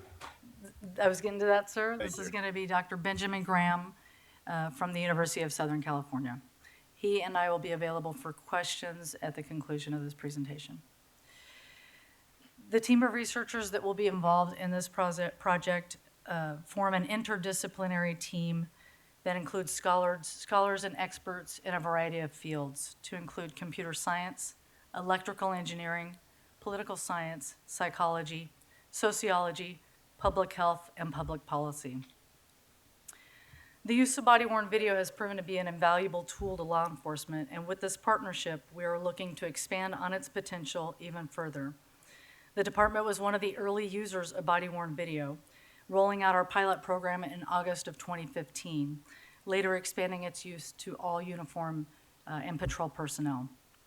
Some of the early goals espoused by the use of body-worn video included better transparency, increased civility, fewer complaints, evidence for court, and finally, training opportunities.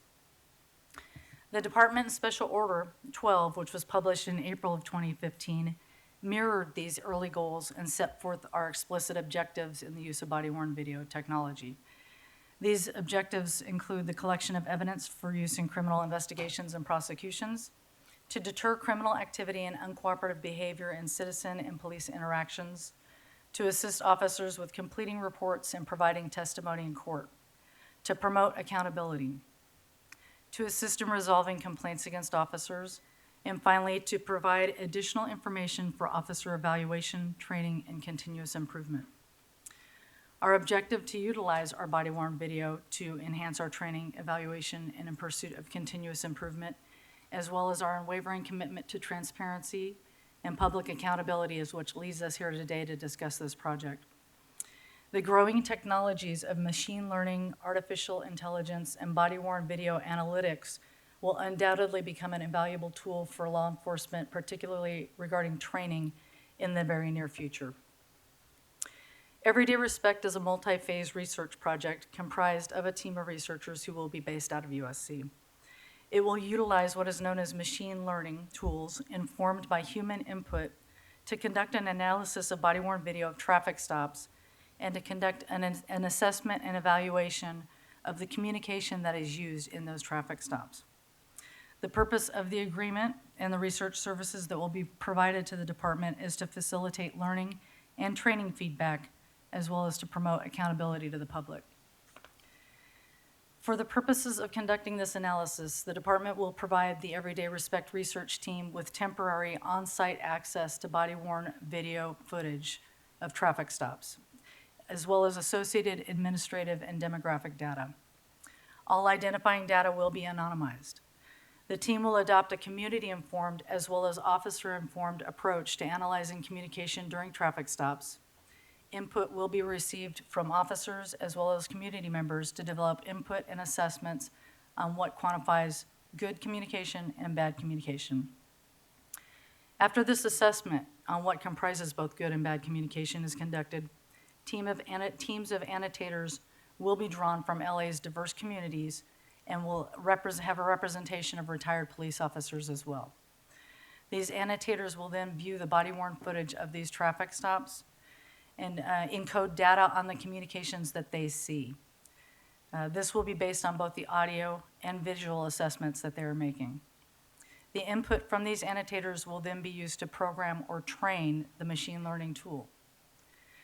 The machine learning tool, after being programmed with the information gleaned from the human annotators on communication skills, traits, and traffic stop outcomes, will then evaluate a much larger sample of body-worn video. The analysis of this large sample of body-worn video will be overlaid with demographic data on the stops. This analysis will provide an assessment on whether demographic disparities of the individuals involved in the incident or the neighborhood in which the stop is conducted impacts officers' communications during these stops. It will also assess if there are any differences in how officers communicate based on their own demographics, also accounting for rank, age, training, and experience. Finally, it will assess how early communication by officers in the stop may shape the outcome of that incident, such as resulting in a peaceful resolution or perhaps a use of force or vice versa. After each phase of this project, the research team will provide feedback to the department on what it has found. The project is anticipated to take approximately 3 years to fully complete, and I think it's important to note that great pains have been taken and will be taken to anonymize and protect the data of both the officers in the stops as well as the community members involved in these body-worn video interactions. The project is not designed to identify and analyze any one particular officer's behaviors, but rather to develop a global and holistic assessment of communication techniques that work well and are received well by the community and those that are not. After the project concludes, it's anticipated that final findings will be published by USC in leading academic journals, and the research team will then follow up with the department regarding integrating their findings from this project to benefit department training, policy, and practices. As stated earlier, body-worn video analytics, the use of artificial intelligence and machine learning, is in its infancy, but will undoubtedly become a profound element in officer training in the near future. And LAPD, with this project, seeks to be at the forefront of the project. That's, in the short, a very short overview of a very complicated project, obviously. And the doctor and I are here and available for questions if you have any. I'll first start with Commissioner Briggs. Do you have any questions? Thank you, Madam Vice President. I do. First, Commander, and is it Professor? Professor Brown. Thank you for being here. Thank you for this presentation. I think that this is an important study that needs to be undertaken here. I also understand that there are some who criticize the need for such an academic study. But I see the benefits of having academics conduct this study rather than law enforcement centric organizations do so. Having said that, one of the things that I am mindful of is the large language tools that you will be using in order to analyze some of the data here. I know that we are at the beginning of the use of such data, and I also understand anecdotally from news reports that I've read that sometimes say for example ChatGPT gets it wrong. What type of curves or safety valves are you going to undertake to make sure that obvious errors don't occur with the tool that you want to implement here? I'll jump in with the easy part, and then I'll give Dr. Graham the more complicated part. As far as the human errors that can occur, or actions of malice perhaps, we want to make sure that this is protected diligently. Everything will be, the viewing of all body-worn video is going to be on site. We're going to have a department supervisor with these annotators the entire time while they're viewing these videos. There will be no cell phones allowed in the room, for instance. There will be no notes allowed out or anything that they can take personal data on. So as far as dealing with, the concerns of potentially human intervention in this, that's the steps that the department is going to take. We've crafted in the agreement. We think that we've addressed these issues as well as we can and when crafting the agreement. As far as the technological aspects that might be involved in perfecting and making sure that there's an accuracy element to the artificial intelligence machine learning, I am going to defer to Dr. Graham. Thank you for that question.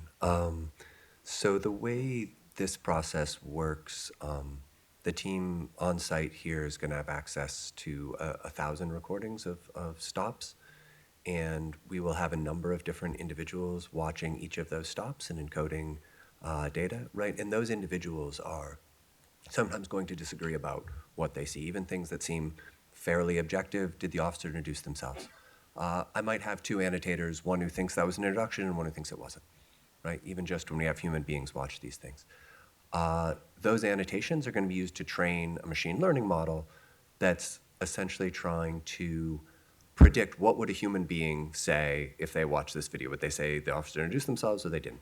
And so the machine learning tool will say the officer introduced themselves. Sometimes that machine learning tool is going to be wrong. We'll have a sense of how often, what we can get a measure of is how often the machine learning tool agrees with our human annotators and how often it doesn't. And so if we are not able to, there will be some elements that we would like to be able to train a machine learning algorithm to detect where we won't be able to. We'll say, we can't get a machine learning algorithm working well enough right now where the answer it gives matches what a human being does well enough to be usable. With any of these, there's some error in that. And what our team, I think, what we have to offer is broad patterns across 30,000 stops. So this tool that we're trying to build is not a tool to say, in this stop on this day, this officer did something that was 78% correct or something along those lines. It's to say, across 30,000 stops, when this happens early in a stop, this sort of thing is more likely to happen next, and to look at patterns of that nature. Dr. Brown, what about the situation where it's often the case where we've heard anecdotally that when a person of color is stopped, the tone that is used by an officer directed towards that motorist or pedestrian is different if that individual had been, say, for example, Caucasian. And how are you going to capture that? Is that going to be the annotator, and then they're going to make notations, and you're hoping that the machine learning will capture that? And then across this broad study, then you're going to apply those annotations and notes. Do I have a sense of how that's going to play out?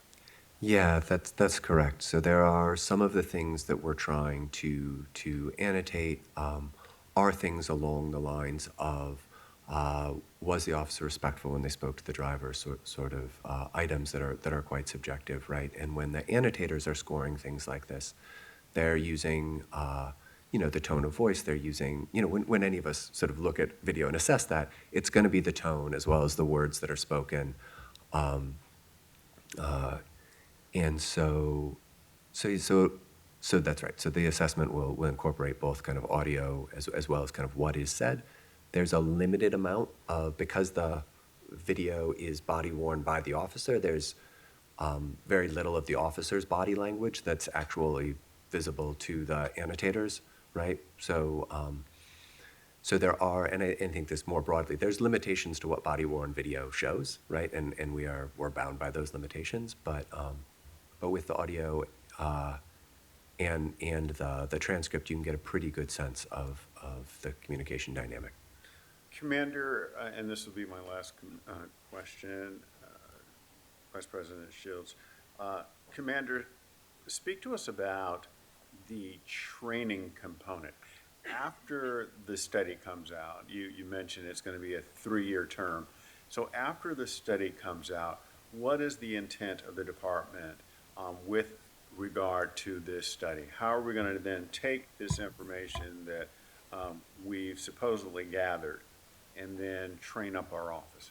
If I could, I just want to interrupt that question in a moment, that to suppose that we're waiting 3 years from this report is not the mechanism in which the department will begin to take action. And if, Commander or Doctor, thank you for being here, by the way, if you could address that.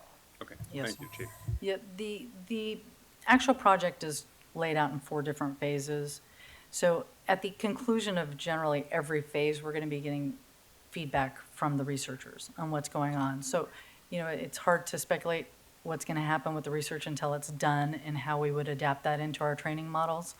However, the ultimate goal is, as I stated before, communication early in the stops, how we can incorporate what we've learned on effective communication from this program. As I said, we're going to be looking at the good and the bad, which types of communication work in resolving and de-escalating stops and ultimately result in the successful, peaceful conclusion of a traffic stop, versus those that we might be able to get information on that lead to a more critical incident, use of force, et cetera. So that is our mindset going into it. With what we get from the project at each phase, we will be working closely, obviously, with training division and incorporating that into our training models for communication training for our officers. Thank you, Commander. Thank you, Vice President Shields. Of course. Commissioner Sobroff, do you have any questions? I'm supportive, and I don't. My hope is that although this is done through academia, that it's understandable by non-academia. Otherwise, it's going to go on a shelf and nobody's going to remember it in 6 months. So maybe give your buddies over at Annenberg a call, and the communication of what you discover and the way it's communicated. Understand your audience, who is a department and the public, not doctors and professors. Please. Point well taken, Commissioner. Thank you. He's been working with me, Commissioner, so I'm getting him trained up on that. And I just had 2 questions. One was relating to the rollout of training, and I appreciate the Chief's comments that this won't wait until the entire study is complete. Can you talk a little bit about what type of phased feedback you anticipate being able to provide the department throughout the course of the study? Yeah, thank you. I mean, I think what's laid out in the agreement currently is for us to come about every 6 months as the project gets underway. The first presentation that I anticipate being able to provide to you all in about about 6 months after we get access to the data, which is hopefully pretty soon here, will be actually about what we're learning with respect to how different folks in the community view sort of good and successful communication during a stop, how officers are trained to communicate during a stop, and how, when we interview officers, how they perceive optimal communication, right, which is related to their training, but not always exactly the same. So it'll be a presentation on these are the salient features of communication to different stakeholders that we're working to measure. We'll kind of present that and be getting some feedback on that from you all as we're working to annotate all of this video and train the machine learning tools and all of that. And then 12 months was sort of the first time we'll come with any data to you all, and sort of as we learn things, about every 6 months, I'll be here to present whatever we've learned. And you mentioned kind of like, what you will be analyzing, and, one factor is the kind of the tone of the officer, and whether there's an introduction. Is there also a kind of a corollary analysis being done on how the person being stopped is communicating, and what tends to escalate versus de-escalate, and how officers respond to that can put them sometimes on the defensive? Thank you. Yeah, most of the items that are kind of in our annotation manual will be asking, so the way this works for a human annotator, they watch the first 30 seconds of the video, they're asked a whole series of questions. They watch another 90 seconds, they're asked a whole series of questions. They watch the video through to the end, they're asked a whole series of questions. Most of those questions are about the officer's sort of speech and actions, and reciprocal questions about the community member's speech and action. So not all of them are symmetric, because did the officer give directions? So some of those are asymmetric, but there's a lot of things in there about the community member's speech and actions that we're encoding as well. Wonderful. Thank you both for being here, and thank you for the verbal presentation. We look forward to hearing more about your study as it progresses. I just want to add one more thing. Tinted windows.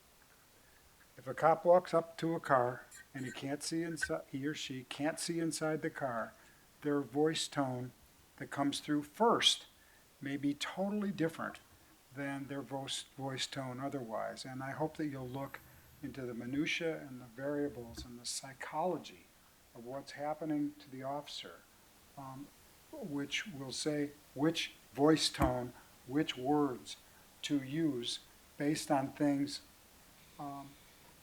based on the conditions on the scene. Thank you. I appreciate that. Thank you. Thank you both. Really appreciate this and definitely look forward to this report. Thank you. Madam Secretary, will someone call in the president back?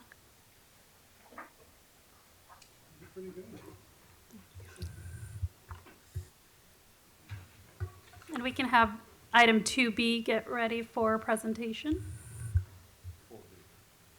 4B. Thank you.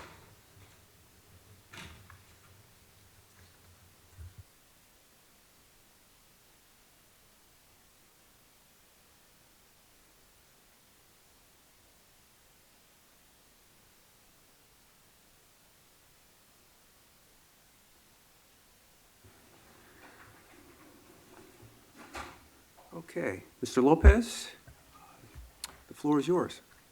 Thank you. Good morning, Commissioners. Joe Lopez with CSPB. Joining us today are Bree Gilbert and Dr. Fernando Guerra. Bree is a managing partner of the Center for the Study of Los Angeles at Loyola Marymount University, and Fernando is the center's founding director. They are the co-principal investigators on the study that Bree will be presenting today. They will both be available for any questions after the presentation. As a bit of context, the Police and Community Relations Survey is part of a multi-year contract the LAPD has with Loyola Marymount. As part of the LAPD's charge, StudyLA's objective is to understand and share back to the LAPD what it is Angelenos want their police department to know about police and community relations. The topic was notably broad enough to allow residents to share about a number of issues, concerns, and highlights. A point to note is that the LAPD senior leadership, as well as the Commission, agreed to give StudyLA independence and autonomy on the question themes, wording, and to allow all the data from the survey to be publicly available. We will talk about this more in a moment and why this is so important. Thank you.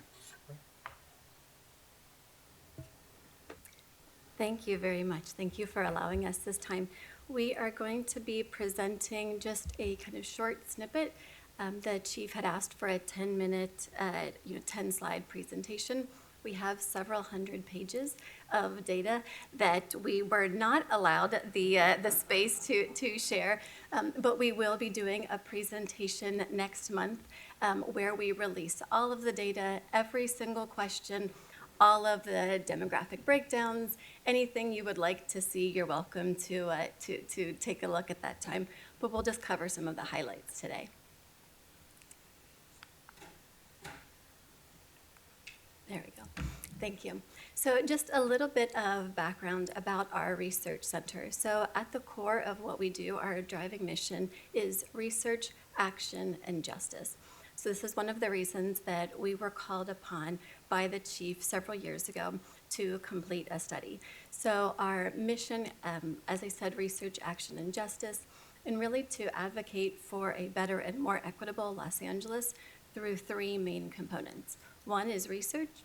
The second is student mentorship, which is the reason that we're waiting to do our presentation next month as soon as LMU is in session. And then also engagement with the leaders and the community. So, and if it's possible, I'm not sure if we can see the whole slide. If we could just go up a little bit.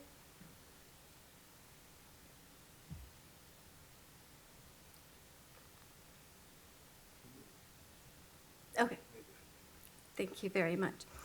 So just a little bit of context about why we first started this survey. We were approached at the time, B. Grimala and Chief Moore were interested in finding out what it is that Angelenos want the LAPD to know. So when we think about policing and community relations, what are these main takeaways? Understandably, it's very difficult for the LAPD to do a survey. Automatically, there would be a bias that would be thought of as Angelenos would be completing the survey. So they had asked us at StudyLA if we could be doing this data collection. As part of that process, we'll go ahead and switch to the next slide.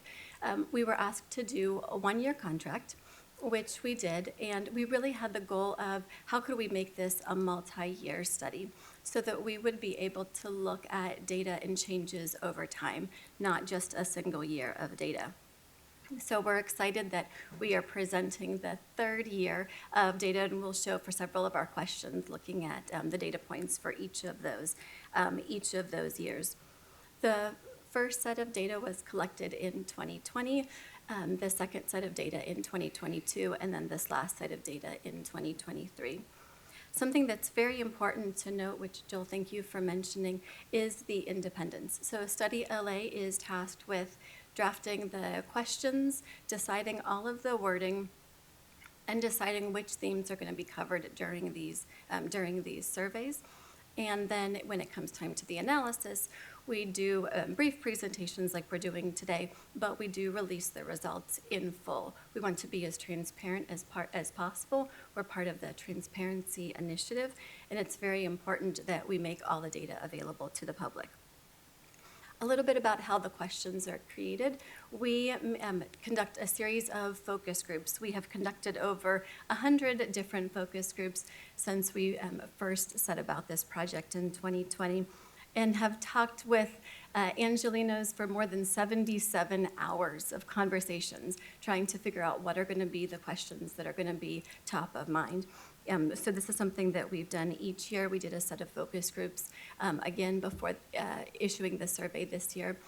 For the survey we talked with 1,751 Angelenos throughout the city of Los Angeles.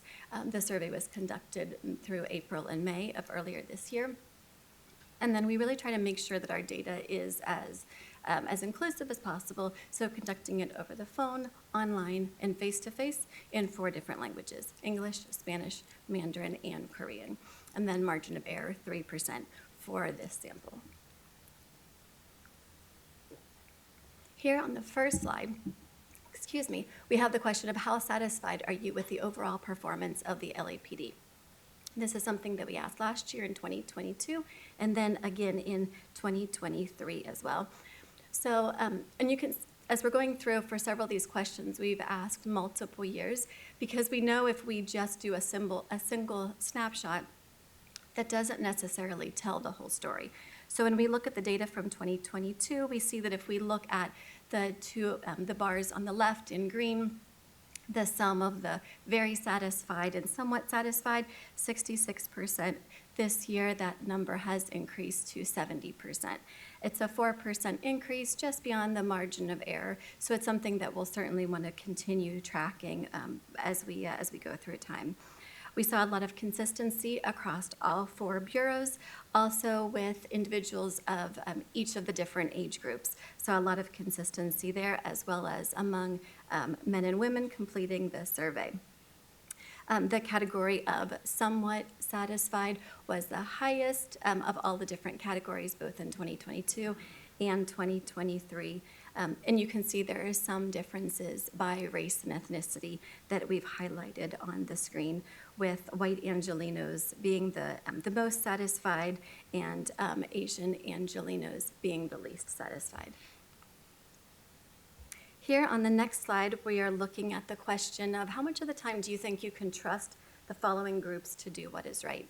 This is a question that we've asked for a number of years, both on the Police and Community Relations Survey as well as our annual Angeleno poll.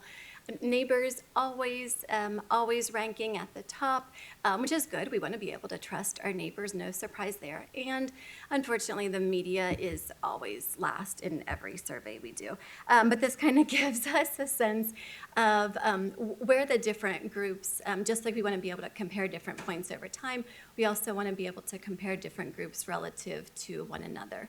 So we can see the LAPD falls in the middle, but 59% of Angelenos say that they can trust the LAPD to do what is right, either just about always or most of the time. And then we'll go ahead and switch to the next slide where we look at that particular question about how much of the time you think you can trust the LAPD to do what is right, looking at that year over year. So again, the importance of being able to see data in different snapshots in time. In 2020, about 51%, so just barely over half, a statistical tie of Angelenos said that they felt they could trust LAPD to do what is right just about always or most of the time. That number increased in 2022 to 58%. We told Chief Moore, don't quite celebrate yet because 2 points don't really tell us where the trajectory, is it indeed going in a positive note? But this year we saw that the number did increase again to 60%. So from 51 to 58 and then up again to 60%. We saw that across the board, looking at the data from 2023, there was a lot of consistency amongst different age groups and with men and women, but there are, as you can see on the screen, differences by race and ethnicity. So Black Angelenos, the lowest percent, 47% said that they could trust LAPD to do what is right just about always or most of the time. So a statistical tie with Black Angelenos. We also saw some trends. For example, individuals who have children in their household are more likely to think that they can trust LAPD than households that do not have children. Homeowners are more likely than renters to feel that they can trust the LAPD to do what is right. And individuals who do not identify as LGBTQIA+, feel they are more likely to trust LAPD than those who do identify as LGBTQIA+. Here on the next slide, we wanted to kind of dig into some of the different components as part of LAPD's mission, but then also kind of expanding that out to some other categories as well. So in the area around where you live, how is the LAPD doing in each of the following areas? And again, the benefit of seeing the data over time for all of the questions going from 2020 over to 2023, the percentages either stayed the same or increased. Once again, lots of consistency amongst age categories and with gender. We saw that that Latina and Latino respondents were the most likely to rate the LAPD as doing well in each of the following areas. And in almost every one of those cases, Black Angelenos were the least likely to say that the LAPD was doing well. And then on our last slide here, we know that not everything with Angelino's perceptions of LAPD is rosy. We want to make sure we're sharing both sides of the story. So for this question, looking at specifically different statements about LAPD officers, and we asked people whether or not they agreed or disagreed, and then kind of to what degree do they agree or disagree? And we see that 72% say that police officers stop some people without good reason. And for this one, we do see some differences by race and ethnicity as well, with Black Angelenos being more likely to say that police officers stop some people without good reason. We do see a lot of similarities there over the years, and we do see some positive notes. For example, over half of the Angelino population think that police officers are held accountable, and right about half say that they only use the amount of force necessary to accomplish their tasks. So we will stop there. Happy to answer any questions. Again, we will make all this data available. It'll be on our website. We'll be sure to send it out. And then we'll be holding a forum geared for our students at LMU, but it will be open to the public for anybody who wants to join us for a longer presentation of the data. Thank you. Well, thank you. Considering the breadth and depth of your research, I know how difficult it is to have to present in 10 slides or 10 minutes or both. So we really appreciate it. And I'm just going to open it up to my fellow commissioners to see if there are any questions. Commissioner Briggs. Thank you, President Suthers. Yes, I have a couple of questions or observations. I note, well, curiously, that you included the police commission there, and that our numbers were down. But I'm wondering whether or not, in getting that observation, you have the backup data as to whether or not the respondents who provided you a response about the police commission actually understood what the police commission does. So was that predicate question asked first, and you have that data to support the data that they then gave? So no, we do not have the backup data to know if they truly understand. But one of our challenges as we're thinking about the questions is we, like I said at the beginning, do all of the focus groups so we can see what are questions that Angelenos want us to be asking. And the police commission came up several times as far as like, well, you should be asking about them. Does anybody, where is their ranking? Is it above the LAPD? Is it below? Is it above unions? Is it below? So there were a lot of strong feelings that we heard during the focus groups. So sometimes it may not even be that Fernando and I think, oh, this is one of our questions. It's oftentimes coming from the focus group respondents themselves saying that this is really important. And because we've done the focus groups before the survey in 2020, 22, and 23, sometimes when it's one of those, like, okay, we heard the comment earlier on, we'd write a 50-minute survey and have to condense it to 20 minutes as it is. And we've kind of put off asking some questions, and sometimes it's one of those, okay, we're going to ask it, and we'll see what the results are. So, yes, we're being transparent. Thank you. Last question. My observation was that it appeared that with regard to the Black community in particular, there seems to be a decrease in the overall trust of the police and their sense that they are stopped more often than not for reasons other than, say, a legitimate law enforcement stop and or, they feel something else is going on. Is that a correct read of the report? For some of our questions, we do see more volatility amongst particular demographic groups, looking at the data from 2020 to 22 to 23. So there are some areas where we'd like to do some additional digging and try to find out if we can kind of isolate Is it particular questions?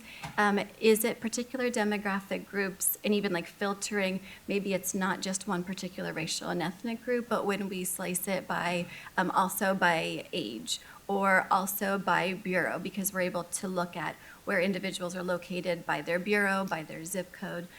So there are definitely some things we would like to continue digging in. We always have the challenge of we want to present the results as quickly as possible after we collect them. And then we could spend, years just kind of unpacking this one data set. But it's certainly something that I can write a note that we can dig into more. Thank you very much. Thanks, Commissioner Suthers. Thank you. Vice President Shields. Yes, thank you for the presentation. Question, will the data that you provide have kind of some explanation as to how many individuals were surveyed, how those individuals were selected throughout both the city and things like that might also explain some of the numbers? Yes, so we are part of, I mentioned it very briefly, we're part of the Transparency Initiative, which is through the American Association of Public Opinion Research. So we are happy to share all about our methodology. We have a whole page in the report that just goes into a lot of those details. But yes, there's more information where we go into, for the individuals who are part of the online sample, how those are chosen. Phone, it's both landline and cell phone. We use a combination of random digit dial as well as listed sample. And then also we have a very large component of face-to-face surveys so that we're able to get, to speak to individuals who may not otherwise be as easily available to reach via phone and online. Mm-hmm. Commissioner Soboroff.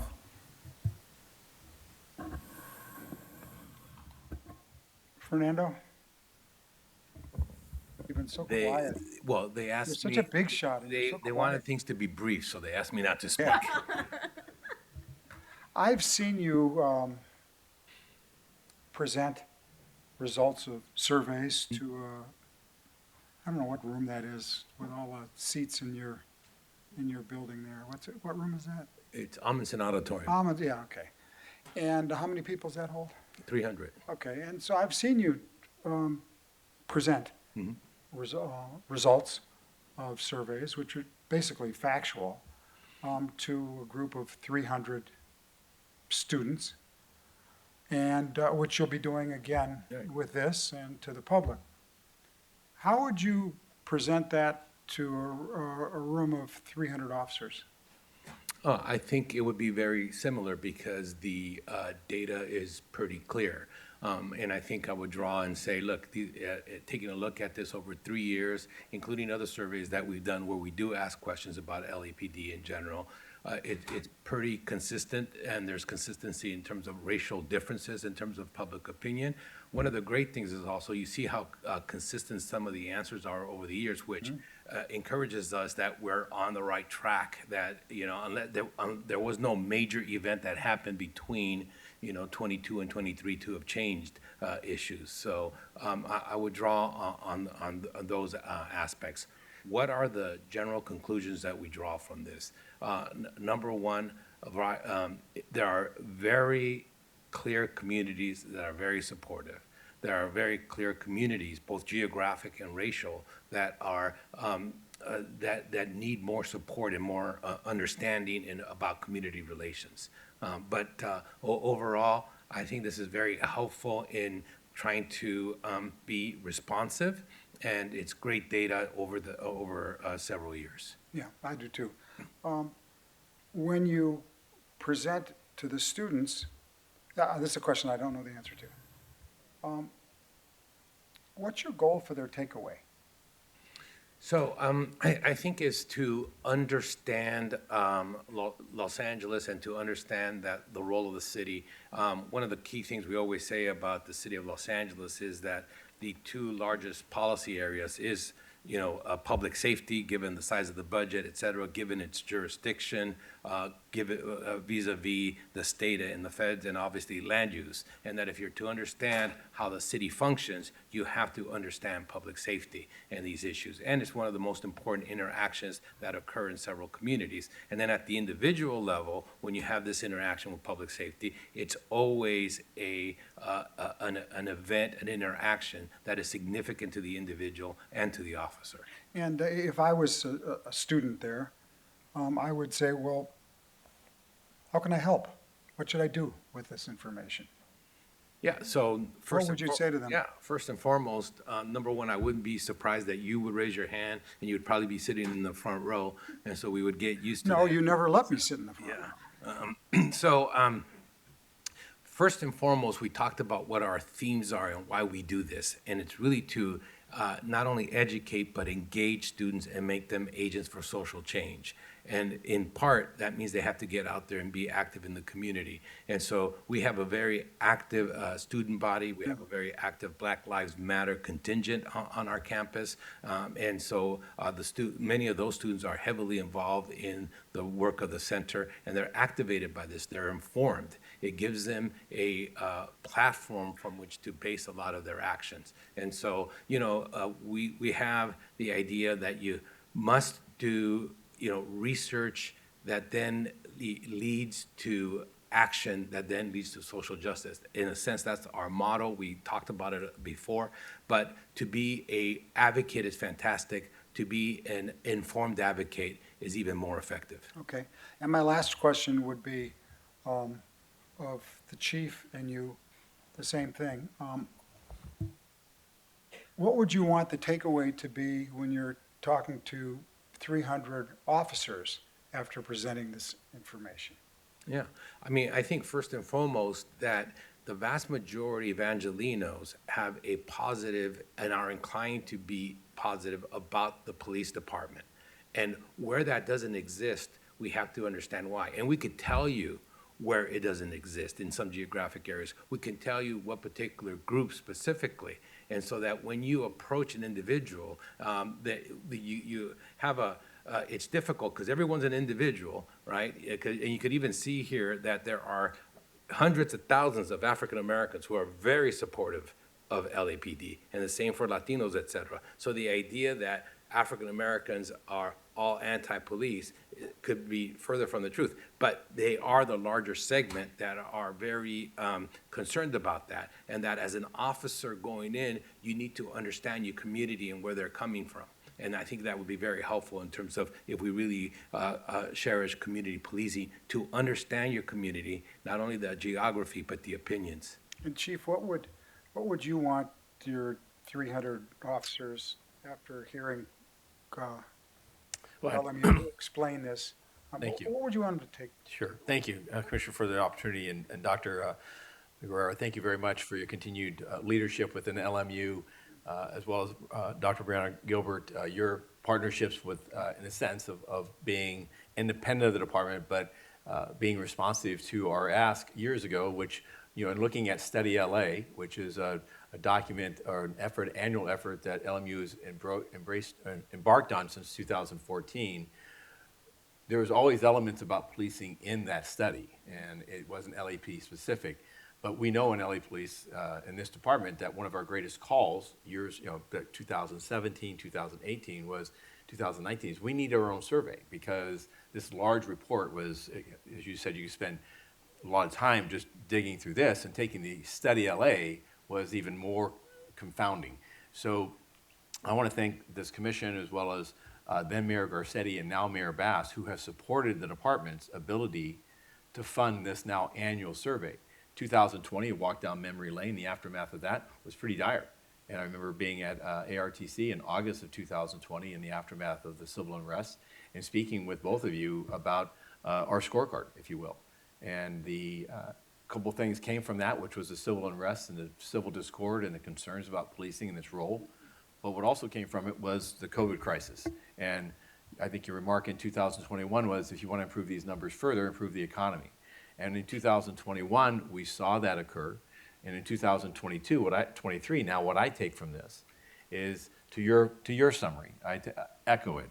I think that the vast majority of our men and women And I'd like rooms to be effective at 9,000 plus our sworn or civilian professionals, the entire organization. And I'd like their families and friends and others to hear the narrative about 70% of these cross-referenced, multi-variant representatives of LA are satisfied, or at least somewhat satisfied, with the Los Angeles Police Department, and that continues to improve over these last 3 years. And secondly, that the trust amongst groups that LAPD will do what's right, and while we're not going to meet the neighbors' ability yet, that we are improving there also. Less significantly, but the local police, even more critical about why, to Commissioner Soberoff's question earlier, what happens when you're down to 9,000? What happens with severe staffing? And my remarks was, our ability to engage with the community is lessened. We can become a response squad rather than, oh, I'm sorry, Commissioner Briggs, your question, we've become a response squad rather than proactive, because you'll see here the local police is right behind the neighborhood. And by the margin of error, one could argue nearly that of your neighbors. And yet you see how we deteriorate with the police itself to 59%, because as a large organization, that's where we become diffused, and we become the badge, and we become this large behemoth. And I can see there's areas for criticism. But when cops and people work together, both sides better appreciate each other's needs. So that's what I take for that message to our people, of positive, uplifting, building their morale, building their understanding that they are supported. Having said that, there are differences. This is a quilt of many shapes and colors, and it's not all even. And that particularly along communities of color, particularly among our African-American community, we have more work to do. Understanding our role in the complexities of society, we don't have it all to do, but we have a significant role, and we need to not just shield ourselves from saying, well, we can't solve all of this. We can untangle this knot a little bit, though, and improve our performance. And again, I'll close by saying we're not done with this either. The public, these slides today, out of respect to the LMU and your ability to, you have a mythology about rolling this stuff out. We want to get you an early snapshot. The public, the media will have these slides today with a promise that the full report, much as you do each year on a number of subjects, will be available for many interpretations and people. But I'm proud of this work. I'm proud of our engagement. I think it speaks to our transparency and our commitment to truly build and deepen our trust. Thank you. Thank you. Thank you, Chief. And I'd just like to echo the Chief's compliments on the study, just extremely well done. But I also would like to reiterate what Vice President Shields mentioned, is I really would like to take a look at the methodology. I'm just curious about how you were able to reach out. And the two things that would concern me most in your full report is, what are we missing? What's LAPD missing with regards to when people don't grade as high as we'd like? What are we missing? And at the same time, I'd like to know, what do they feel is working? How can we amplify that? So my last comment / question is there any type of similar effort like this engaging any of the other top 5 largest agencies in the country that you may know of? Yeah, there are several studies on an annual basis in Detroit and Houston and others where they ask several questions, but as detailed as this, not that we know of. Great. Now, and again, I'd like to take a comparative analysis of what they may be doing well that we might have as a takeaway to perhaps consider doing here, and vice versa. So again, thank you for your time. Go ahead. I was just going to add, I know, I don't believe that there's been anybody else who has done something like this on an annual basis, but we have been approached and asked, how did you get this going, and how did you get the police department to go along with this? So we've talked with others in DC, up north, in several other areas, trying to figure out how could we get something like this that the police would take as seriously as LAPD takes your survey seriously. So thank you all for continuing this effort. Great. And again, on behalf of the commission, thank you for your work. Thank you. So what I would like to do is, it is 12:15. I'd like to take a 10-minute break and come back at 12:25, and we will hear the department's report on the annual comprehensive technology. So let's come back at 12:25. Is back. We'll go ahead and move on to item C. Commander Goddard, and Captain Williams, the Annual Comprehensive Technology Report, and the floor is yours. All right, good afternoon. I'm Commander Randy Goddard, the Assistant Commanding Officer, Information Technology Bureau, and here with me is Captain Scott Williams, Commanding Officer, Robbery Homicide Division. We are both here to answer any questions regarding the department's report relative to the first annual Comprehensive Technology Report, or CTR, submitted to the Commission for approval. For the benefit of the public, I would like to first provide some background on the CTR requirement that was initiated as part of the policy on acquisition and annual reporting of certain information systems and technologies, which was approved on August 17, 2022 by Special Order Number 11. First, this policy does not apply to all department technologies. For the purpose of this policy, technology means systems, hardware, or software, including data aggregators that are owned, licensed, used, or shared by or with the department and can access non-public places or information, or that aggregates publicly available information which can reveal considerable personal information about individuals. One aspect of the policy requires an annual reporting requirements for existing technologies, including technology used at the time this policy was established, and certain technologies acquired after adopting this policy that met the criteria of Special Order 11. A CTR committee was formed with every department office represented by senior staff officers at the rank of commander or above, and was co-chaired by myself and a representative from the Office of Constitutional Policing and Policy. The committee aimed to identify all existing technologies in use when the policy was approved that met the criteria of Special Order 11, which I described earlier. Once technologies that met the criteria for Special Order 11 were identified, the commands that use the technologies were notified. Innovation Management Division worked with the commands to compile the necessary information for the CTR, which was submitted for your approval today. Thank you, and Captain Williams and I are available for any questions you may have. Thank you, Commander. Again, I will go last, and I'll go ahead and ask my fellow commissioners if there are any questions. I'll start with Commissioner Briggs. Thank you. Commander Goddard, with respect to the aggregation of material, you indicated in the report I read that this is a computer program that basically scrapes information from the dark web and other places where Google doesn't go, and is primarily used by you when you're searching for felons or individuals who committed robberies. And is it used for anything other than that purpose? No, sir. That's Scope Now is what you're referring to, and they are used in the need to know and the right to know for criminal investigations, for serious investigations, because the only users that have access are 10 users from Robbery Homicide Division, and as you know, Robbery Homicide Division handles the most serious of criminal offenses in the city of Los Angeles. Okay, thank you. That was my concern. Who had access to that type of software, and who was using it within the department? Yeah, Commissioner, as Commander Goddard said, the department currently has 10 licenses only for Scope Now.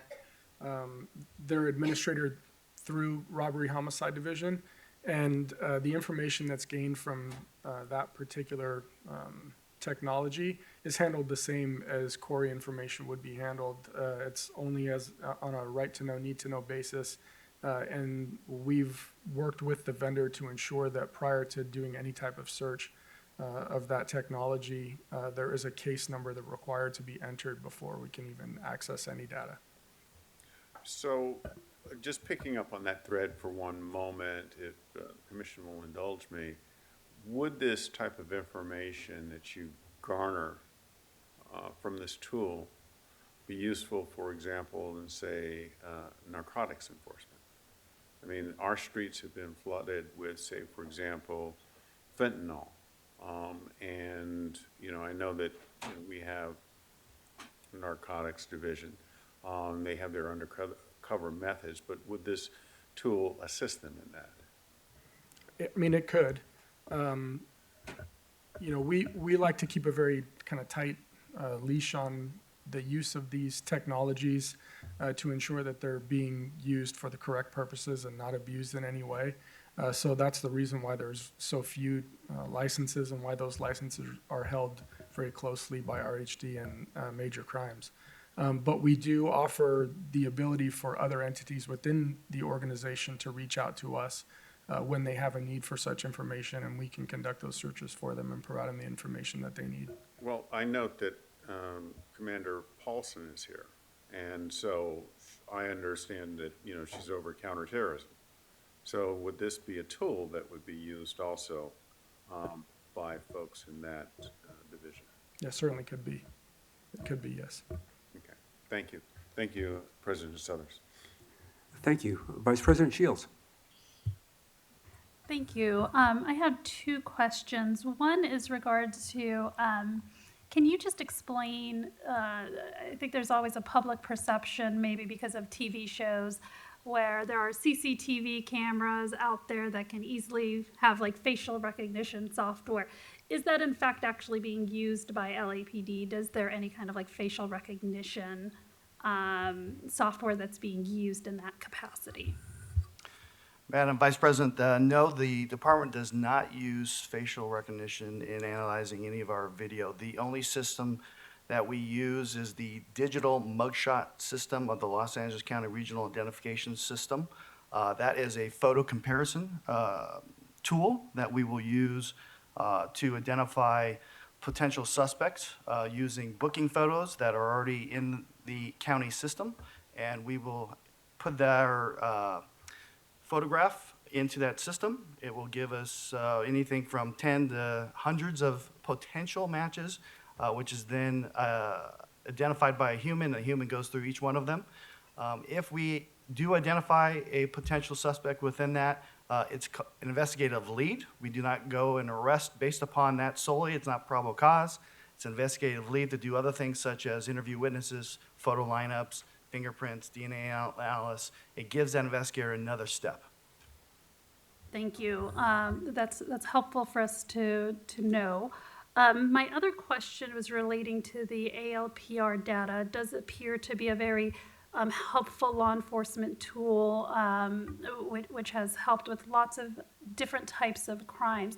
One thing that I'm concerned about is how do we make sure, and are there policies in place to prevent the sharing of that information with other agencies that may be investigating crimes that we do not think is a crime. For example, say, you know, Texas authorities have identified some people who are coming to an abortion clinic in California, and they now want to try to prosecute them. Is that any information that can be shared with that type of law enforcement agency? No, as you stated, the ALPR is an incredibly important investigative tool. And to your question, no, we do not share with Texas or any state agencies. The only agency today that we share with is right here in the city of Los Angeles, and that is the Los Angeles Port Police. They are the only agency that we have any type of signed MOA agreement that ultimately has to be signed by the chief of police. Other than that, if we would entertain additional agencies to share that data, again, that has to go all the way up to the chief of police for signature and approval. Thank you. Commissioner Sobroff. I don't. Thank you. Okay, thank you. So I just want to thank you for the report. The only comment that I have is along the lines of the privacy, civil rights, and civil liberties. I just want to say that I'm delighted to see that in there. I think that you certainly have articulated in the report what you're doing to ensure that those issues are addressed. I think with the World Cup in 2 years and the Olympics in 4 years, as the Commissioner mentioned previously, with Commander Paulson and how we'll be engaged in that on the national security level, it's going to be very, very important going forward that the public understands the limitations and, more importantly, the respect we're having for those issues to make sure it's being used properly and being monitored and audited. So that was my only comment, to see that it was in the report and that we make every effort to make sure that we ensure that. And every chance we have an opportunity to share that with the community, I think we should. So I have no further questions. And with that, I will go ahead and move that we approve the department's report. Is there a second? Second. Approved and seconded. All in favor, say aye. Aye. Aye. Report is accepted. Thank you, gentlemen. We will move on to item D. Department's report, use of less than lethal control devices, renamed and revised, and use of electronic control device TASER. Assistant Chief Choi, thank you, sir, for being here, and the floor is yours. Thank you very much, and good afternoon, everybody.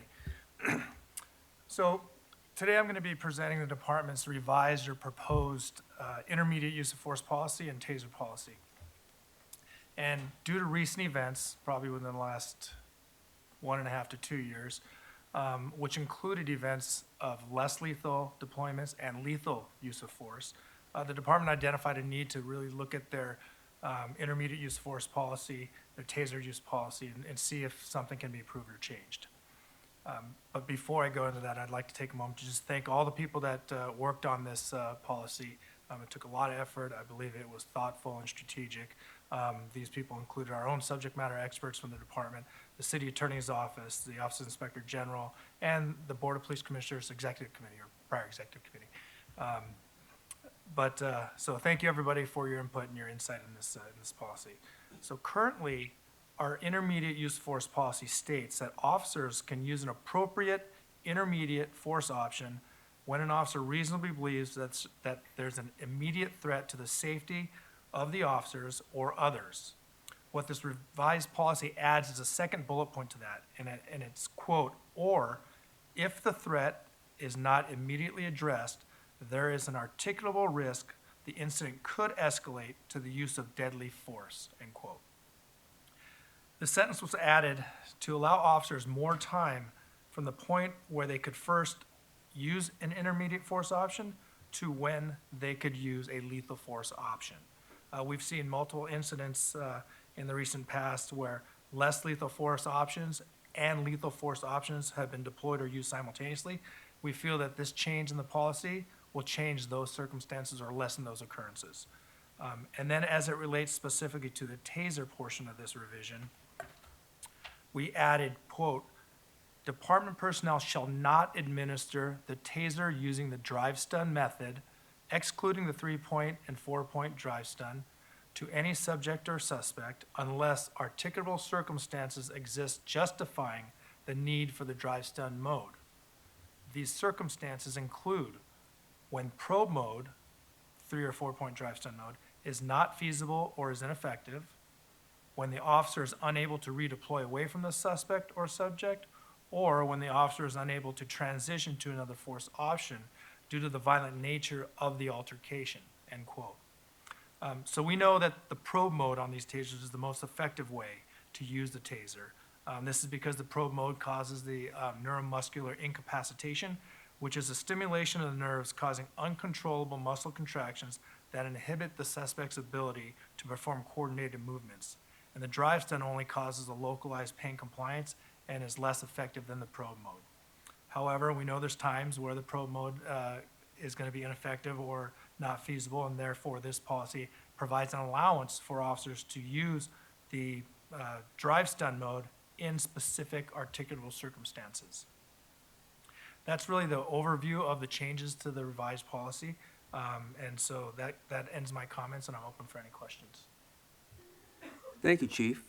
Any questions, Commissioner Briggs? Yes, thank you, Chief Choi, and thank you for working with us to come up with a revised policy.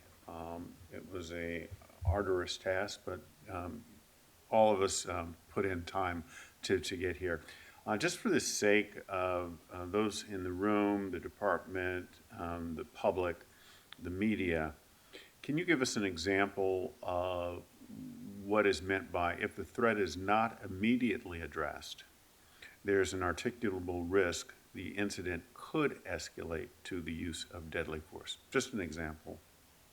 So one example is if you have a suspect that's armed with a knife, this person is standing on a street corner of a busy intersection, and officers are approaching the suspect, giving the suspect commands. The suspect's refusing to comply with commands. Our prior policy states that we can't use an intermediate force option for somebody who's merely non-compliant. It didn't give the caveat that if we don't do something now, that this could rise to the level of lethal force situation, which we've seen happen. So what happens is the suspect now with a knife down to his side, who's just merely not listening to the commands, decides to come at the officers with the knife. Now you have a situation where intermediate force is allowable per our policy in the law, but so is lethal force. And then you have simultaneous officer-involved shooting with the deployment of less lethal force. What we're trying to do is create options for our officers to be able to deploy less lethal force before they have to resort to lethal force. And that's what we believe this policy does. So, Chief, and I'm glad you brought that point up about the simultaneous use of lethal force and non-lethal force at the same time.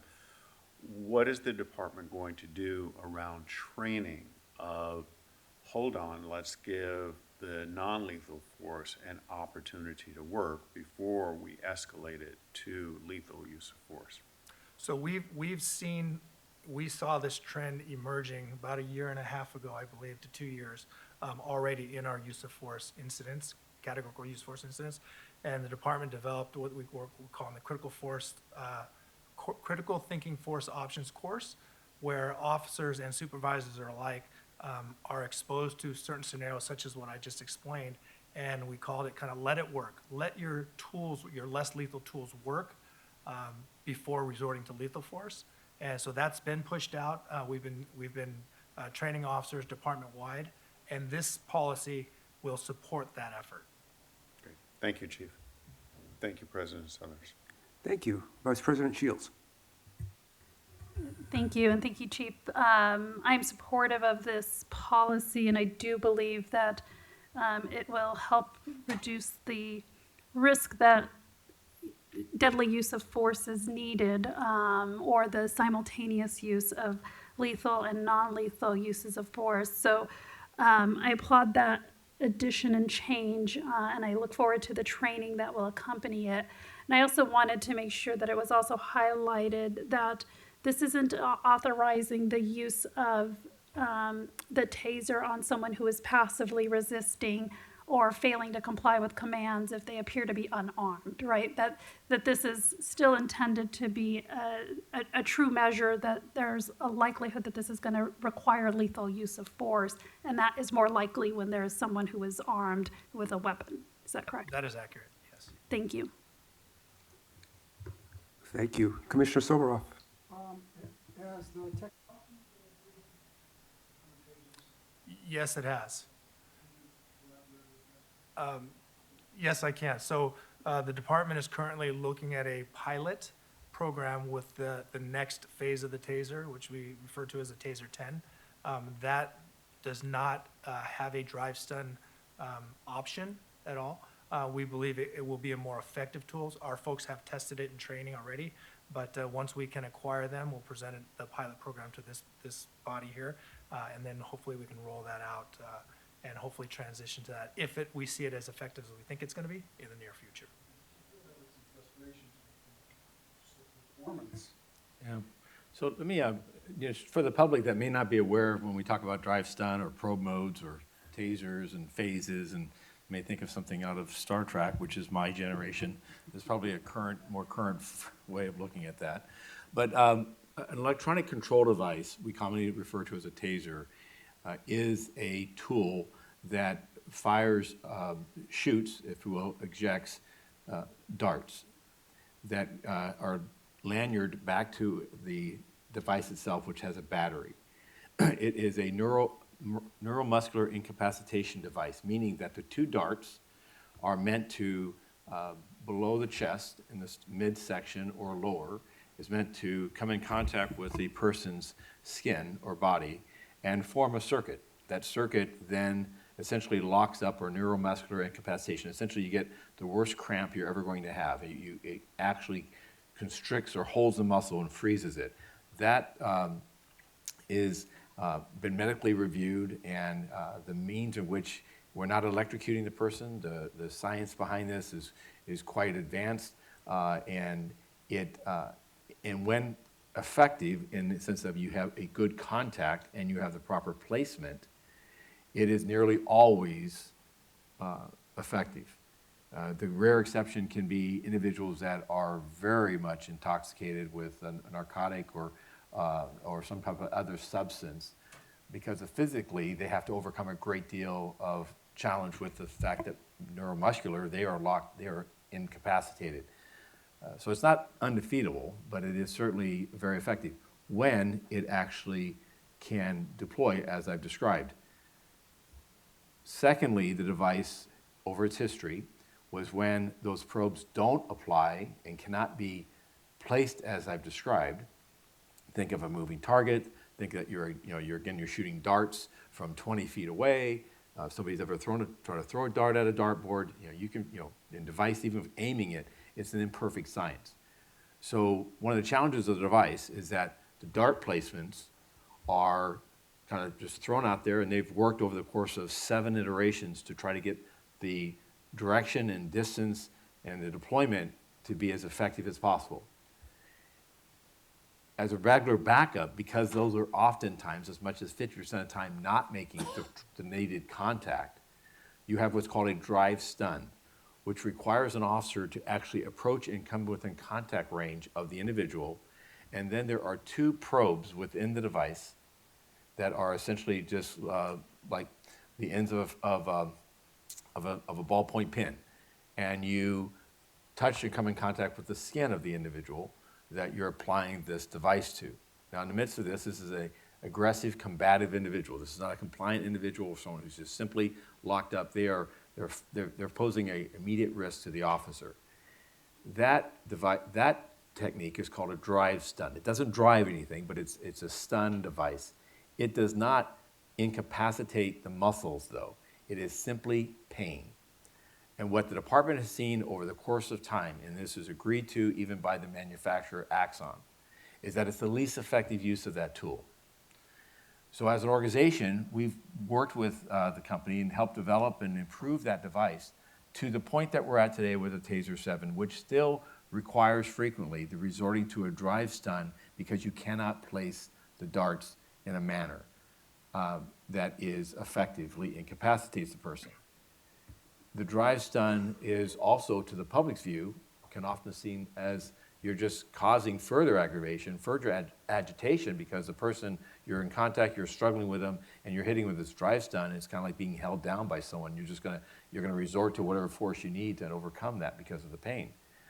So the organization has reached out and worked with its manufacturer Axon, and understand that they've come up with the next iteration, because they recognize the weakness of the drive stun as well. And it is the development of what they call TASER 10, and so which does not have a drive stun capability. So first of all, you take that entirely off the table. Well, one would say, well, that lessens the effectiveness of this tool, because if you have to rely on it half the time, because half the time you can't get the darts right, how are you going to fix that? And what they've done, and they've demonstrated, and we've done some preliminary testing with, is that they no longer are trying to shoot 2 darts at once. They're shooting a dart at a time. And they've improved the system of deployment so that they can more accurately place each dart with a laser sighting system. And from me to the end of that table, I've tested it myself, and you can place a dart and hit a target range accuracy. And you place the first dart, and then right after that, you place the second dart. And the operator will then be able to get the desired spread and placement so that the tool's effectiveness is believed to go up. Now, the environment in which we work in, this sounds very perfect, right? Except the environment we work in is very imperfect. We're dealing with people who are struggling, fighting, resisting officers. This is a very difficult environment in which officers to make an immediate decision and placement that's always going to be effective. Secondly, the current means of which an officer has the ability to use a TASER is very close to the justification for the use of deadly force, because it moves from being an immediate threat on this use to an imminent threat on the use of deadly force. So I say that the organization's striving to de-emphasize and eliminate the use of the drive stun, because we recognize its limitations and its potential implications of worsening an event. So that's why the strengthening of the policy and the training that will accompany it is to discourage officers from relying upon the drive stun. and yet still have that tool that can use what's 3 at 3 point, where they can place darts immediately while just dealing in the actual close combat, if you will. Secondly, by working with the manufacturer, we'll be bringing before you a proposal very soon, a matter of weeks. That was meant to be here sooner, like today, but we're working with the manufacturers and so forth to do a pilot of a substantial number of the TASER 10 in a patrol setting, train our officers, and evaluate its what's been marketed and what we've seen as far as its improved ability. And that, I think, is going to achieve what Mayor Bass has tasked us with as well, which is in the aftermath of some of these events, including the death of Keenan Anderson, and who the coroner's office found the TASER was not the cause of his death, but nonetheless, to the public view, and this is a matter that's still under review and consideration, and the rightfulness of those officers' actions have not been determined or wrongful if they fell outside the policy as of use of the TASER, but nonetheless, that in concert with, as Chief Choi indicated, other instances of the use of the drive stun has caused us to move to this point. But let me handle this last question, which was an aspect of let it work. The simultaneous use of a less lethal device and lethal device at the same time. That challenge is still a challenge before us, because many times what we're watching officers use the devices simultaneously, it actually is a deadly force situation. Or it's the moment of it changing from an immediate defense of life to or an immediate threat to a imminent threat of the imminent threat of deadly force being warranted, can be a matter of a second, can be a matter of half a second, 2 seconds. It isn't like we have the luxury of providing it, waiting and see 3 to 5 to 7 seconds, is it working, or now I have to escalate. So that's the challenge that we have. Our commitment, though, is, and what we're seeing, is we're also seeing the use of less lethal when actual lethal force is within policy because the person forms an imminent threat. So some people say, well, you used both at the same time. In the absence, that's also should be interpreted as a means of the department trying to stop having to resort to deadly force by using this intermediate device. Now, some have argued, I'll close, that if we were to lower the threshold of the use of imminent threat of less lethal devices, by the way, the TASER is on the same threshold as a baton, as a beanbag, as a 40 millimeter, and as tear gas, which is kind of an interesting how the courts have found this, or how we're currently interpreting it. But we've discussed about lowering that threshold so that we can use those weapon systems in an earlier onset, so that things don't continue to escalate and now we get into a deadly force arena and we haven't been able to interrupt it by using a lesser force. Longer answer, but I'm hoping to round this out as to the complexities of what, and frankly, I know the subcommittee has heard these issues and actually given good feedback and direction to help shape where we're at today. Thank you, Chief. And I'm going to probably say what I always say. I just heard what I think is an incredible articulation of what could be a very useful community education and awareness video on what these technologies do, when they're used, and our expected outcomes. I think community trust is built when they understand what really happens as opposed to some of the miseducation and misinformation that's out there. So thank you for that. And I would suggest we might want to do that. We'll put it on a reel. Okay. And with that, unless there are any other questions or comments, I'd like to move that we approve the department's report. Is there a second? Second. It's been moved and seconded. All in favor say aye. Aye. Okay. Thank you, sir. Thank you. Appreciate it. We will now have the department's report on lateral hiring barriers. Captain Patillo. Captain, good morning. Good afternoon. And the floor is yours. Good afternoon, members of the Police Commission, Chief Moore, Mr. Inspector General, Mr. County Attorney, Mr. T. I'm here to discuss the response to the Public Safety Committee on increasing or decreasing the barriers to lateral hiring. This project was initiated in May of 2023 when MOU 24 negotiations were already underway. Since completion of this project, a new MOU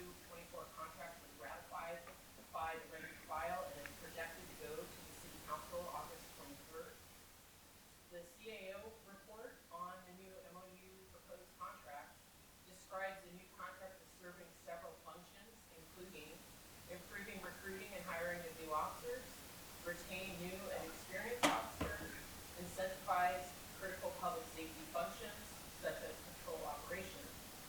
Of note, in the new contract, it will increase starting pay by 12.67% for officers entering the academy, both laterals and new recruits, and those on field probation. Prior to the new contract proposed, the LAPD starting salary was the lowest in Southern California among comparable agencies and was $6,000 below the median salary for entry-level law.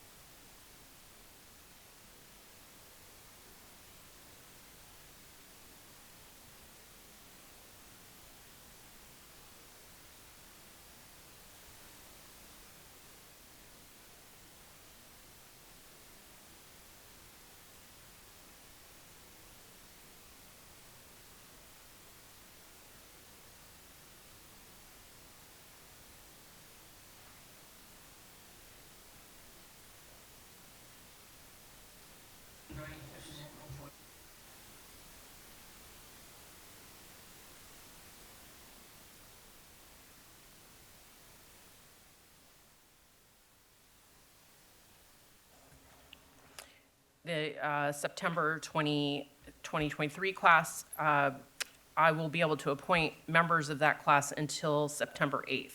It's projected at 40. This may change. The updates on incentives. The proposed hiring bonus of $15,000 for new recruits and $20,000 for laterals is now attached to the proposed hiring bonuses for some LAPD civilian classifications. The council file has not had activity since June 13th. Public Safety Committee transmitted the council file to Budget and Finance Innovation Committee, as well as Personnel Audits and Hiring Committees. For the Police Officer Referral Incentive Program, otherwise known as PORIP, 846 submissions total, 609 were eligible, 456 have applied. Since inception, 21 initial payments and 6 graduation payments have been made. We have 5 upcoming initial payments and 1 graduation payment upcoming. So we are trending much faster this year for PORIP. For Housing for Hire, there are currently 60 participants, and over the life of the program, 10 have resigned from the department. For marketing and advertising, our request for proposals was posted on the city website August 10th. The Business Inclusion Program outreach is due September 21st, and the proposals are due October 5th. Then the department will review and hopefully choose a proposal. 38 various firms have expressed interest so far. The Los Angeles Police Foundation grant of $1.75 million or $0.75 million for marketing and social media, I have followed up with this weekly. There is no update. The grant is currently with the mayor's office and will need to be transmitted to city council before approval. We are currently working with a Los Angeles Police Foundation grant for $20,000 for military marketing. We are going to launch digital and print marketing at Camp Pendleton and 29 Palms. We have delayed the launch of this because with news of an updated salary, I think that could be important to broadcast in our advertising. The Hawthorne marketing campaign that has been running since June is concluding this week. Over the life of the campaign, there have been 19.8 million impressions, 47,000 clicks from ads to join LAPD landing page, 30,000 individual visitors to the Apply Now page. Over the life of the campaign, we fine-tuned it. Toward the end of the campaign, we noted that there were more impressions toward the younger audience rather than at the beginning when an older audience was paying attention to the ads. That concludes my presentation of the status of recruitment, and I'm ready for any questions you have. Thank you, Captain. Appreciate the report, and I will start with Commissioner Briggs if you have any comments or questions. Thank you, President Suthers. I just basically have a comment. I believe we're all concerned with the state of the number of sworn officers we've had or lost. We're now under the 9,000 sworn officer threshold. So I think it's important that we, the department, the city council, the mayor's office, do everything that we can to recruit and rebuild the department. Because as it currently stands, I see us actually struggling to provide the public safety that we're supposed to. The chief commented on that earlier about response times just being one example of that. So I wholly support this report. I wholly support the council approving the budget that's been requested in the new contract. And I certainly hope that the mayor sees fit to approve the grant from the foundation for marketing efforts. To that extent, Captain, can you tell me, other than the military, are you going into any of the colleges, junior colleges, four-year colleges, institutions? Are you going out of state looking for potential recruits to fill our ranks? Commissioner Briggs, yes, absolutely. Monthly, we hold multiple choice testing and other tabletops and outreaches at various colleges in Southern California, and we have relationships with several of the local community colleges. Additionally, we hold our hiring seminars every month. We try to take advantage of any job fairs that may be going on. In the recent weeks, we had gone down to the Organization for Asian American Police Officers convention, and in September, we're traveling to Atlanta. There's a consortium of historically black colleges and universities that's having a job fair, so we're sending several officers back east there. And we have, continuing to look for other cultural events and things that we find will be viable for recruiting. But yes, weekly and monthly, we are going to all different locations to try and find new candidates. Thank you, Captain. Nothing further. Thank you, Commissioner. Vice President Shields? Thank you. Just to kind of piggyback on that question by Commissioner Briggs, I think officers are the best recruiters. So how many, especially if we're trying to attract lateral recruits, are we getting enough officers out to some of the law enforcement association organizations, whether that's for the National Black Law Enforcement Officers or for women organizations? Are we able to send more people so that they see LAPD being well represented and then potentially be able to recruit more laterals? Yes, Madam Vice President. We currently do run an ad in the PORAC publication.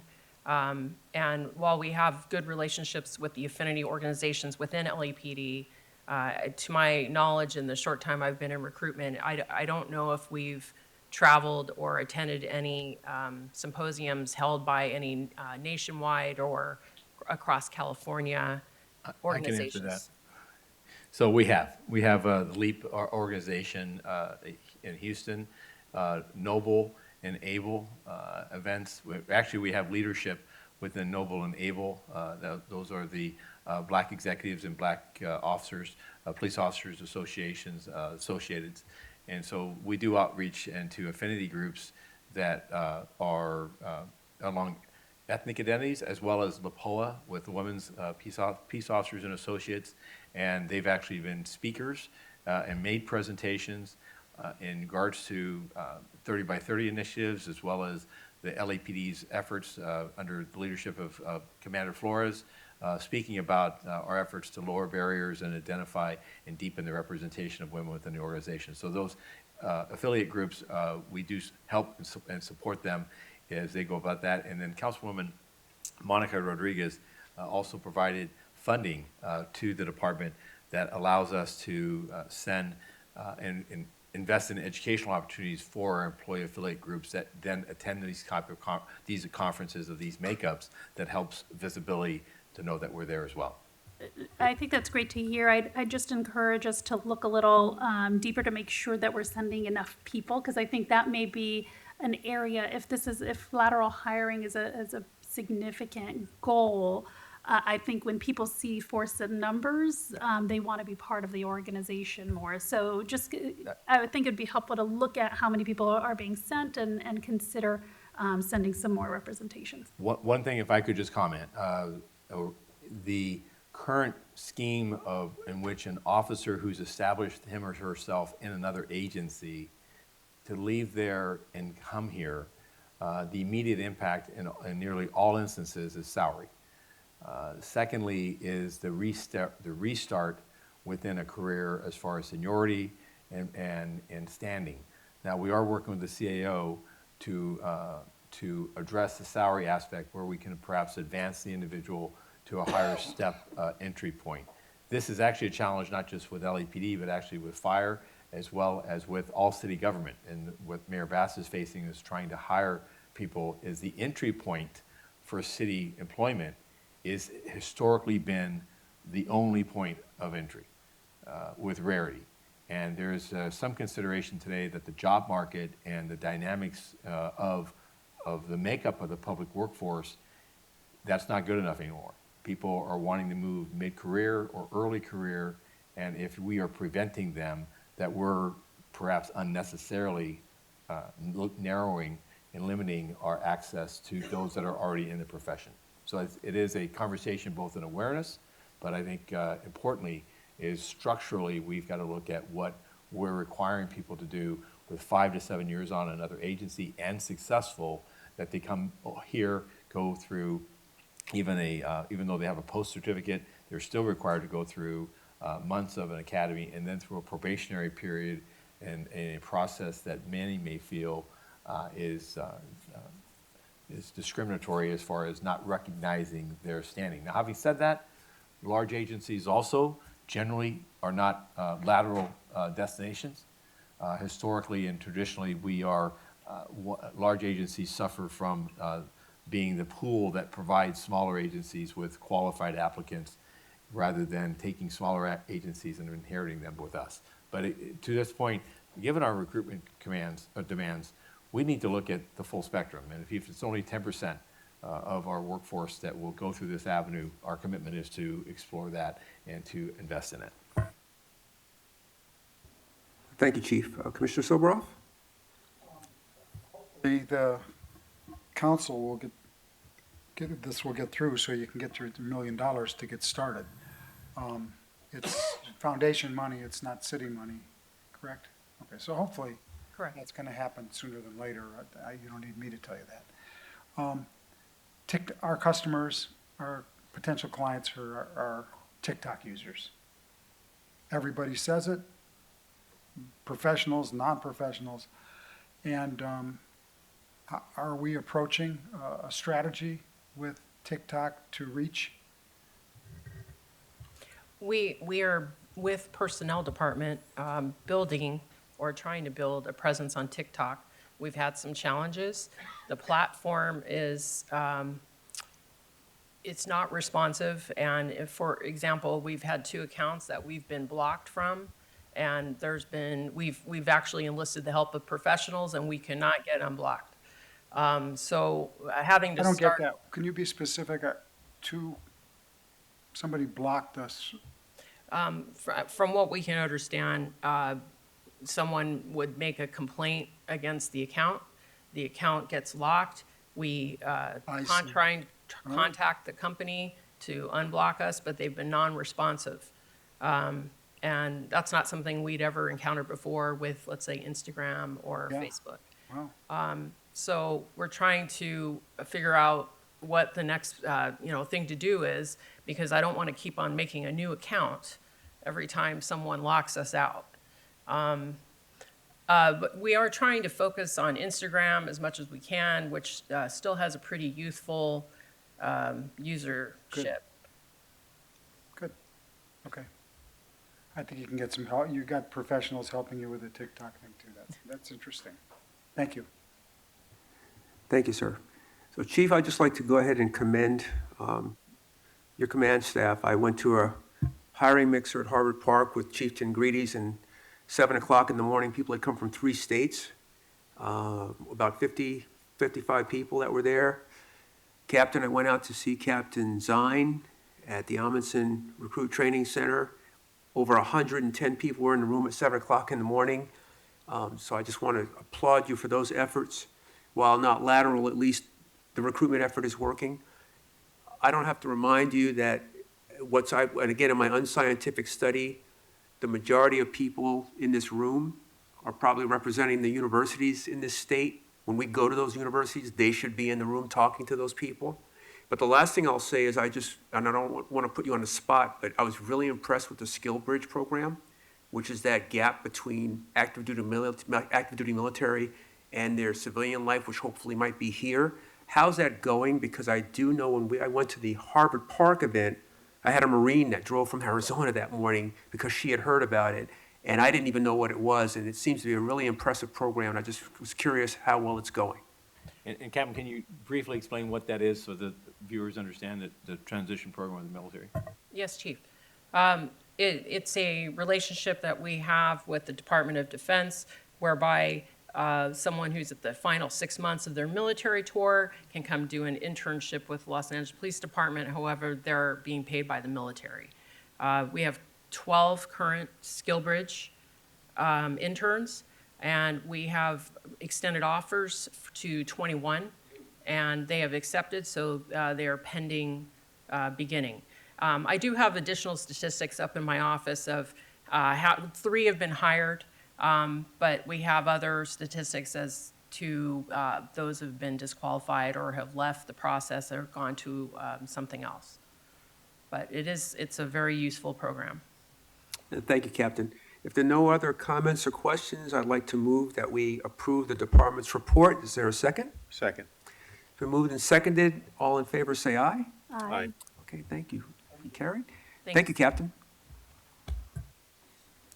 We will move on to the final item, regular agenda item, the department's report on the outreach provided to the community following the 27th Street fireworks incident. I have Commander Paulson, Deputy Chief Orub, and Captain Morrison. Welcome. Okay, the floor is yours.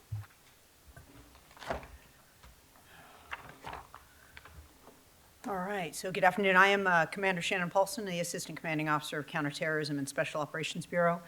I'm joined here today by Captain Morrison. He is the Commanding Officer of Emergency Services Division and the Staff Officer with direct oversight over our department's bomb squad. Also joining me is Captain Morrison. Captain Jeffrey Bratcher, the Commanding Officer of Newton area. Following the explosion of June 30th, 2021, the department conducted an analysis and generated an internal after-action report. In addition, the department's Inspector General conducted a thorough independent investigation into the incident. Both CTSOB and Emergency Services Division worked closely with the IG, providing all relevant investigative materials, training records, and reports to ensure a thorough evaluation could be conducted. Upon the conclusion of each of these investigations, CTSOB was committed to addressing all shortcomings or failures to ensure no similar incident occurs in the future. As a result, specific changes have been made to training requirements and documentation, operational guidelines, supervisory responsibilities, and command notifications and oversight. In February of 2022, at the department's request, the FBI conducted an accreditation inspection which included a review of the bomb squad's revised guidelines, a review of each bomb technician's certification to ensure compliance with federal standards, and a review of the bomb squad's training records. They concluded we were in compliance with all federal standards and requirements. The department, led predominantly by Newton Area and Operations Central Bureau, has been continuing a multi-phased community outreach and engagement effort in support of the city's recovery efforts for the impacted neighborhood. You have before you our response to the City Council motion, which includes a more detailed written account of our responses to each of the recommendations brought forth in both the department's internal after-action report as well as the Inspector General's investigation. We are prepared to address any questions you may have on bomb squad operations, and Captain Bratcher is present to address any inquiries specifically regarding community outreach efforts which have followed the tragic event of June 2021. Thank you, Commander. With that, I'll go to Commissioner Briggs. Any questions or comments? Thank you, President and others. I have a question for Captain Morrison. Captain, what are we going to do to ensure that members of the bomb squad, if they're ever faced with this situation in the future, actually weigh the explosives rather than eyeball them, which is what I understand happened here? So that's sort of a complicated question, which I'm going to address, sir, to the best of my ability. So first thing, I want to make sure that it is clear to everybody, weights are not always achievable based on the stability of the chemical compound or device that we're dealing with. So if weights are achievable, then yes, we'll weigh them. I also need to clarify that net explosive weight is a relative equivalency. It's a mathematical equation to determine the energetic capability of whatever we're confronted with versus an actual physical weight. So it's a mathematical formula. So when weights are achievable, we take that weight, we use a relative equivalency formula and convert it. For the purpose of the public that's listening and for the commission,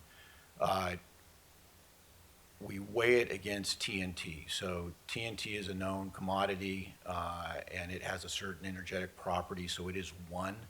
And the relative equivalency of an energetic material that we're dealing with is either plus or minus 1. And the general standard is the maximum relative equivalency. Captain, you're going to need to simplify this, okay? This Sure. He's asking. Let me just interject. Let me repose the question to you, okay? On the events of that day, there was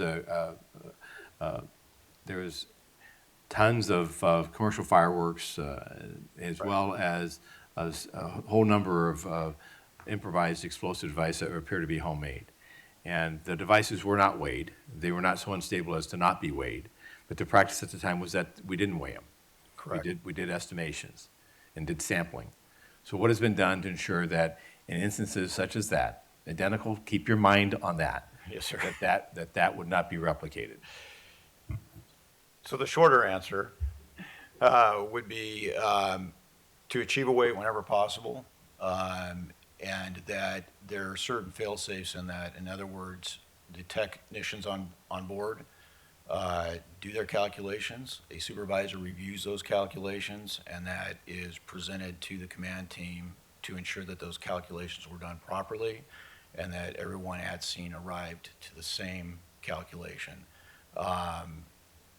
We're not going to eyeball stuff and guess and basically say that it all fits in the garbage disposal, so we're going to put it in the garbage disposal. We have to be methodical about it so that we know that the potential of what we're dealing with. And to the public's interpretation of a total containment vehicle being the reference to garbage disposal, the department will not use a total containment vehicle in the city in any type of residential or commercial area, and will only use a total containment vehicle to transport any suspected or known explosive material, period. The report details other recommendations that we're pursuing. I appreciate and congratulate the CTSOB as well as Captain Morrison and his team. We are presently in the process of establishing a disposal site, which has been long sought for by the explosive and bomb squad as a means of safely disposing of suspected materials as well as known explosives, which unfortunately in this city, those occasions do require such a site. We've been unable to achieve it through the years. I think we're approaching a point now where we're going to be able to achieve such a site. But in the absence of that, there are other sites outside the city that we will and have already transported in the aftermath of 27th Street and actually before 27th Street's tragic accident. And if we can't transport it because the material is so unstable, then it will not be placed in a total containment vessel and disposed of there. We will work the problem where it is safely disposed of, and if that means that an evacuation has to occur, you'll note in the report detailed changes in the manner in which we conduct evacuations because in this instance on that date, those evacuation protocols, such protocols were not followed, and which is unfortunate in that our ability to articulate later that individuals were notified and directed to leave. We could not demonstrate that through the lack of documentation, as we couldn't demonstrate the weights and measures that officers and technicians, senior members, believe that they had engaged in. So the report is to the captains, in fairness to Captain Morrison, this is a highly technical area, but I want to take a step back and say that the men and women of this division, that's command, are dedicated professionals and have looked at this event with a tremendous amount of self-reflection and have invested deeply to ensure policies, procedures, and the culture, and the most important thing is the culture ensures that such an accident never reoccurs. Thank Is that fair, Captain? Yes, sir. Well, no, if it's not, you can tell me, fill the gaps. Thank you, Chief. That responds to the issues that I was seeking. Thank you. Thank you, Mr. Briggs. Vice President Shields. Thank you. And I think the chief touched on this, but in the report it talks about how I believe Los Angeles is one of the few major cities without a dedicated established explosives range. Can you talk a little bit about, what exactly, one, why are we kind of behind some of the other cities, and what exactly the explosives range is used for, and why it's needed? Absolutely. So a dedicated explosives range is absolutely critical for the development of bomb technician, public safety bomb technician, and their trade. When we analyzed things that went wrong at 27th Street, which included the calculation of weights, calculation of blast effects, if bomb techs do not have regular access to a range where they can break up materials into different size quantities for disposal, and they're not actively working that math, it's like any of us, it's a perishable skill. So in our current position right now, we've been blessed. We have partners at both LA County and Ventura County that have been gracious to allow us to use their ranges. The difficulty with that, and my concerns as a commanding officer, is one is accessibility. We're beholden to their schedule. We do not have access to our fire resources, so typically for safety, we'll have fire resources standing by. And then the other thing is we're traveling great distances with energetic material. Now, when it's a known, that's fine. When it's an unknown, such as a homemade explosive or an improvised device, the further we have to transport it, the more complicated the problem becomes and the more risk there is to public safety. So it's absolutely critical that we secure a range for the LAPD bomb squad. And nationally, almost every major city public safety bomb squad has their own dedicated range. So we're an anomaly in that instance. Thank you for that context. And If I could answer it further, and because in fairness to the prior generations of emergency services, it's the total containment vehicle, the study, the research, the review of the fact finding on this found that efforts by the department to acquire a range has occurred periodically over the last 2+ decades. The challenge is not in my backyard, space availability, and the perceptions of the dangers such a range poses in an urban environment. And so that's where those things have, if you will, interrupted the identification and acquisition of property and the needed type of design of that property. And so this event, however, pointed out in its research how that's an obstacle that has to be overcome. and it can be.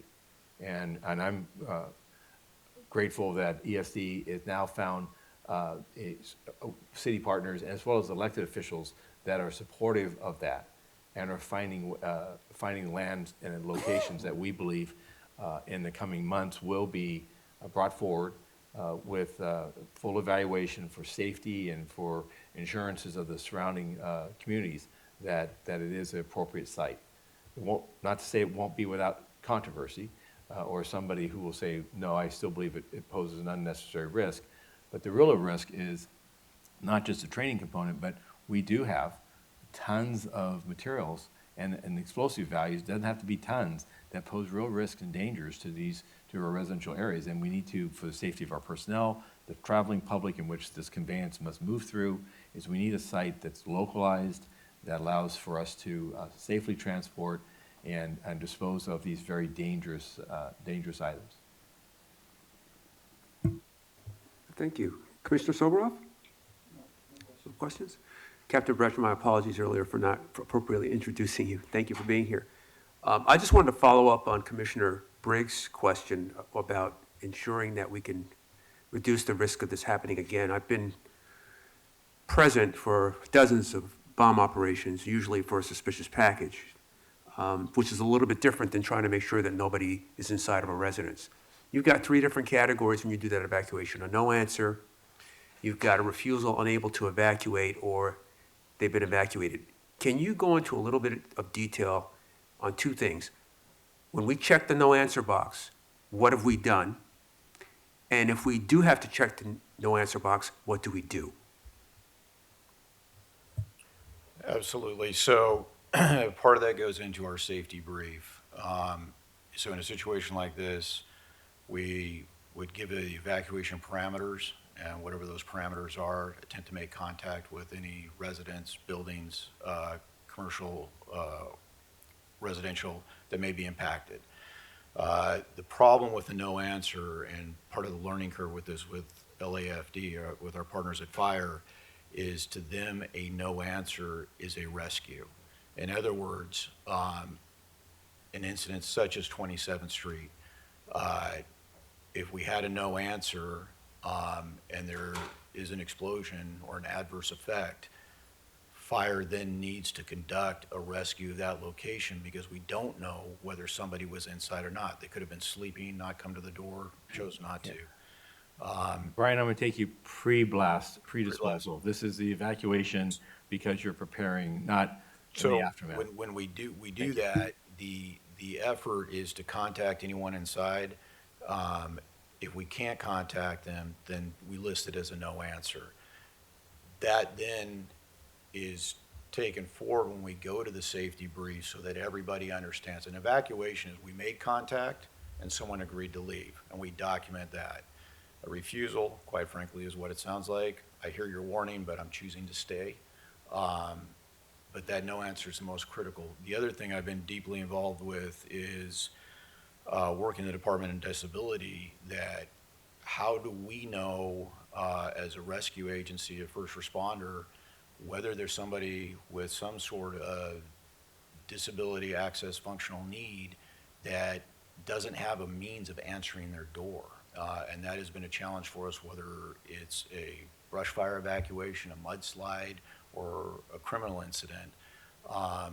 And that is ongoing. And so I'm working with the Emergency Management Department on how we can identify those residences so that if we do have a no answer to your question, how do we respond to that? Know if we need to make forcible entry to alert somebody of the danger that exists outside. And that will be an ongoing discussion.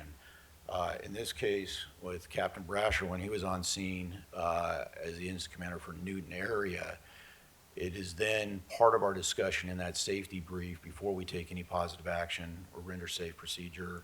Hey, here's a situation. We have no answer at this location, this location, this location, and how do we want to address that before moving forward? And so that everyone involved can weigh in on the implications of that. And let me, again, for the public that's listening to this, including the residents on 27th Street and those others that were impacted emotionally by the decision to detonate there and the aftermath of the destruction to the immediate area.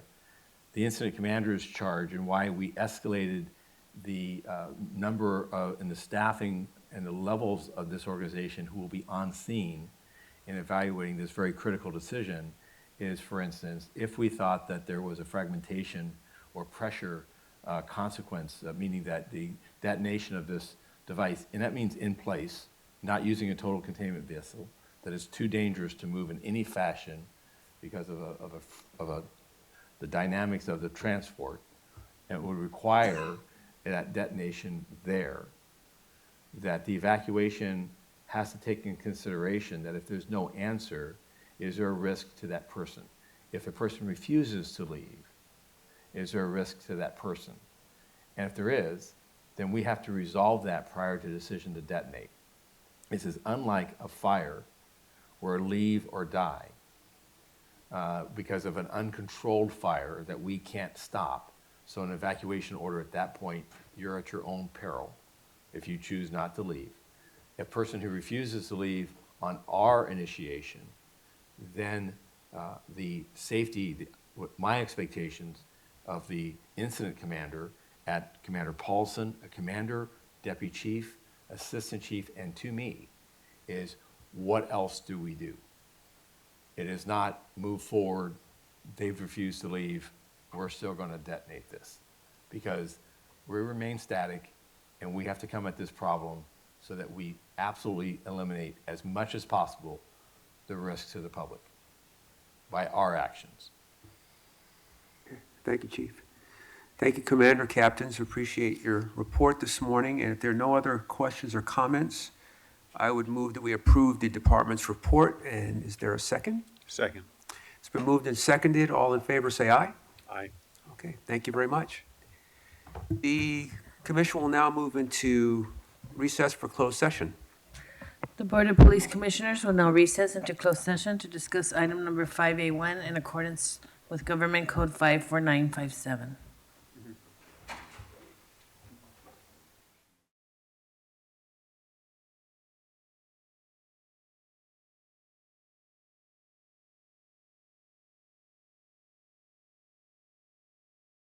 The Board of Police Commissioners has concluded its work in closed session. We're now back in open session. The Executive Director will report out. Commission has concluded its work in closed session. Item 5A1, officer involved shooting number 048-22. Commission on a 4-0 vote adopted the recommendations of the Chief of Police, which were tactics, tactical debrief, 3 police officer 3s, drawing and exhibiting in policy, 3 police officer 3s, lethal use of force in policy, 1 police officer 3. That concludes the report out. Thank you, Mr. Executive Director. And with that, I will make a motion that we adjourn. Is there a second? Second. Been moved and seconded. All in favor, say aye. Aye. Okay. Session is adjourned.